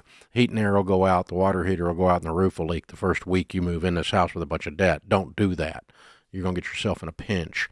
You're a broke college student, brand new married, brand new baby on the way. You're at the broke end of life. Yeah. Do you have any money saved? It's the most broke you'll ever be. That's right a now. Fact. It'll be nothing but better from here. You'll have better incomes from here. Better situation from here. So renting for the next little while the babies don't take up much room. They're small, and renting for a little while you guys get your mess cleaned up that you've made, and then have a solid foundation to buy. The home will be a blessing for you and not a curse if you'll do that. It is not popular among your friends for me to tell you that, but I don't really care what your friends think. They're broke, and you don't want to take financial advice from broke people. So the risk that you are adding mathematically to your life by adding a house to a new baby and to a big old pile of debt, this spells stress, True that. anxiety, problems in relationships. Don't do it. Please keep your life calm and simple. Get out. Both of you get a job. Both of you work your tail off. Smile about the time that we had to eat broke people food and drive broke people cars. Yeah. And you'll remember that. Sharon and I had those days. Jade and Sam had those days. When you're first getting married, that's the normal thing. That's right. And by the way, if you're sitting on a big chunk of money because you have money from the wedding or money from graduation, throw it at the debt. Throw it at the debt. Clean it up. List your debts smallest to largest and dump them in that area. We'll give you a baby gift. Financial Peace University. We're going to give your baby a gift. We're going to teach its mama and daddy how to handle money. And if you'll follow the stuff I teach you and that Rachel and George and Deloney teach you in Financial Peace University, you will become wealthy. If you don't follow it, you will stump your toe, stumble, and struggle, and look like most people, looking good and broke, and buying crap you can't afford with money you don't have to impress people you don't even really like. And so it is a normal, good dad unction to go buy your new child a home. Thank you for being a good dad. But you're going to resist that in order to be a great dad. That's right. And a dad that delays pleasure. Children do what feels good. Adults devise a plan and follow it. So hang on. We'll get you guys signed up for Financial Peace University. And you two go through that together as a young married couple. It'll be the best thing you've ever done. I promise you. And if you don't, I'll give you all your money back. Oh, wait a minute. You didn't pay for it. So there you go. I'll take some of that money back. That was our old, back in the day, we had Financial Peace University. We had a money back guarantee. We said, if you go to all 9 classes, you won't want your money back. If you don't go to all 9 classes, we won't give you your money back. But if you'll go to all 9 classes, you won't ever ask for a refund. And never had a single person ask for a refund. That's so good. there you That's go. Good. It's a great class. But yeah, you just got to prove attendance in all 9 classes and that you hated it and that we ripped you off. Nah, nobody ever got mad at anybody for getting them out of debt. Didn't happen. That's right. It's too much fun. This is The Ramsey Show.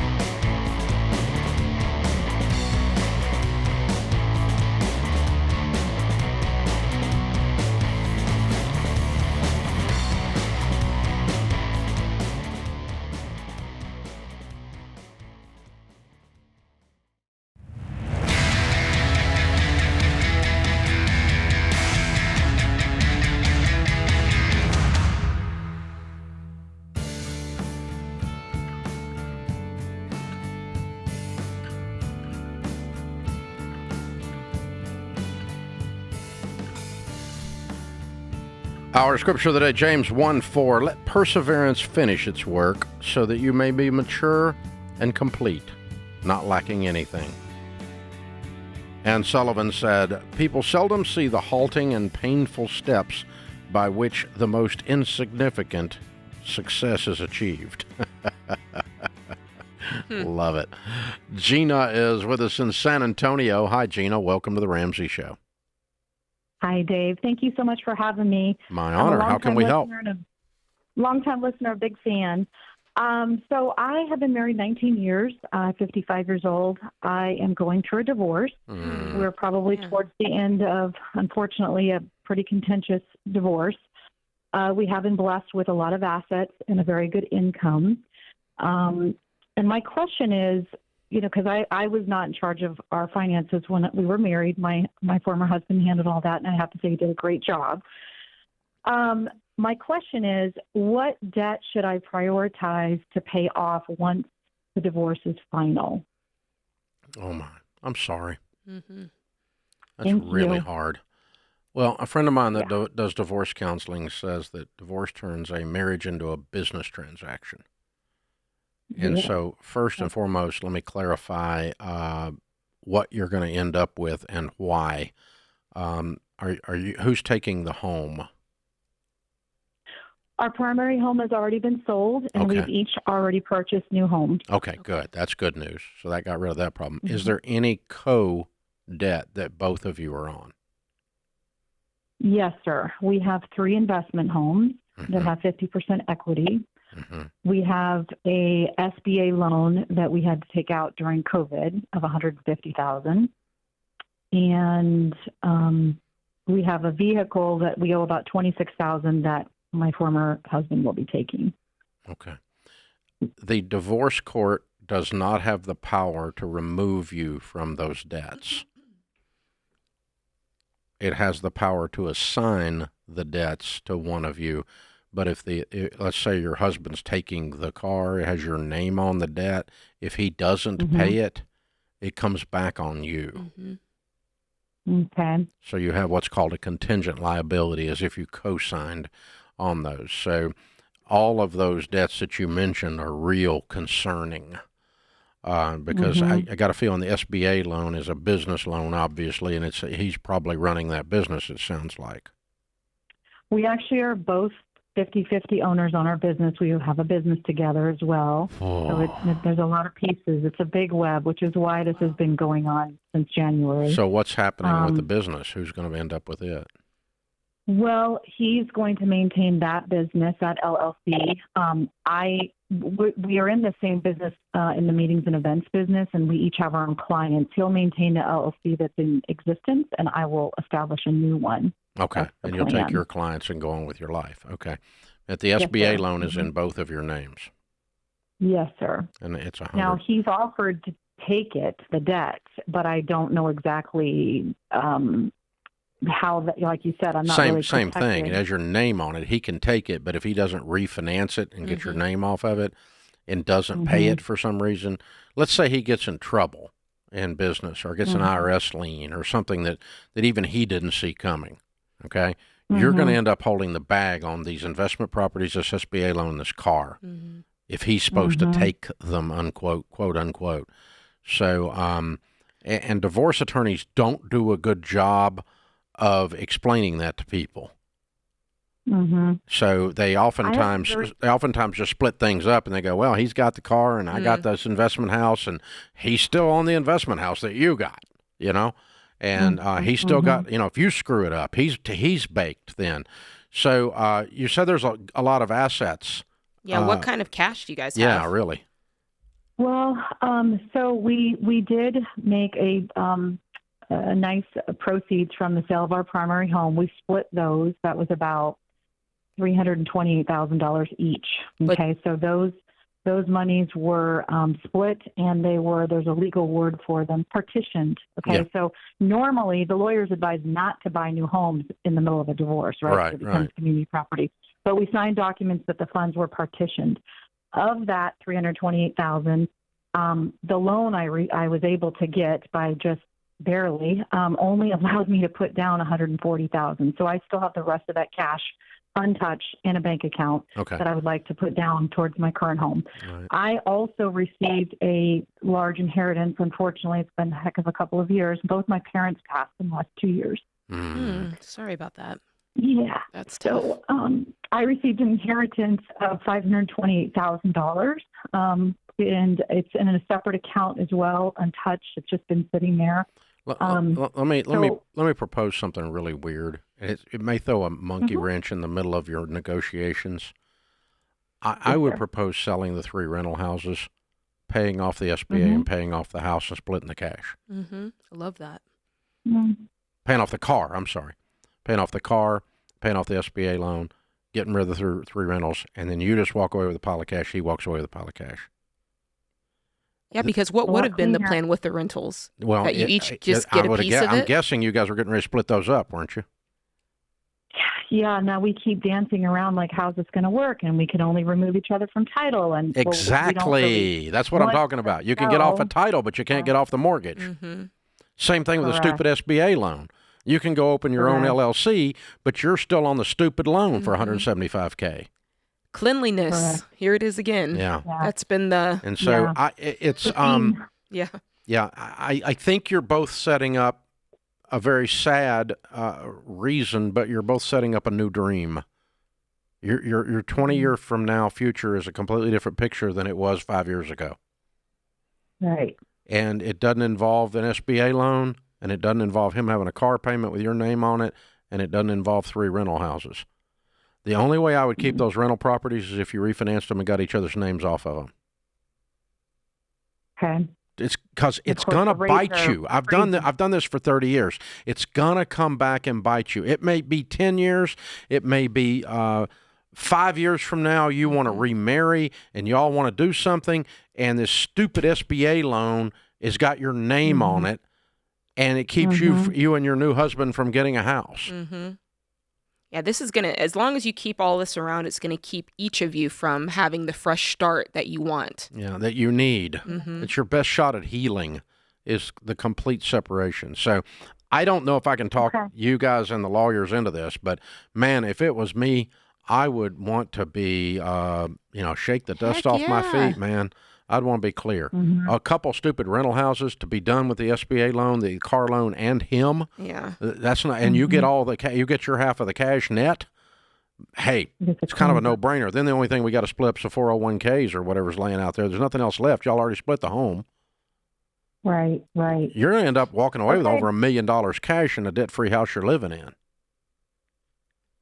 Well, I would pay this house off, so that's my next question. You'd pay that house off. House paid off. But you got $528,000 laying there now. You could do that, and you've got another $200,000 almost laying there from the partition, and you got the equities from the rentals. I don't even know what they are, minus the debts. I mean, the prices of the rentals minus the debts, minus the taxes due because of the sale, minus the SBA loan, minus paying off his car. And then the only thing left is divide up that cash and the 401ks against each other. Yeah, that ain't bad. And it's That's just really clean. It's clean walking. And if you want to buy some rentals, after you finish crying and being mad and all the stuff that goes with this, you get her own. Then go get you a rental later. But you got plenty of money. You're both going to walk out of this millionaires, I'm guessing. That's what it sounds like. And I know you are for sure with the inheritance.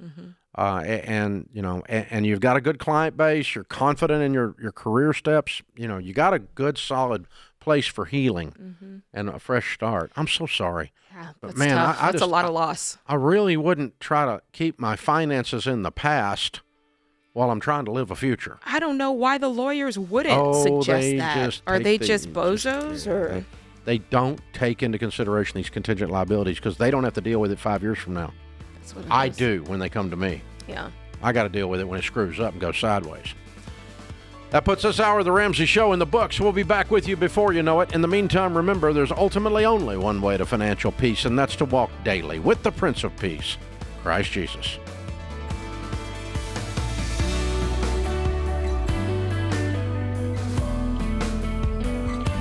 Hey, what's up, guys? It's Jade. Look, if you like what you heard in this episode and want to know more about getting started on the Ramsey baby steps, go to RamseySolutions.com and click the Get Started button. We'll help you figure out the best next step for you based on your specific situation. That's RamseySolutions.com and click Get Started.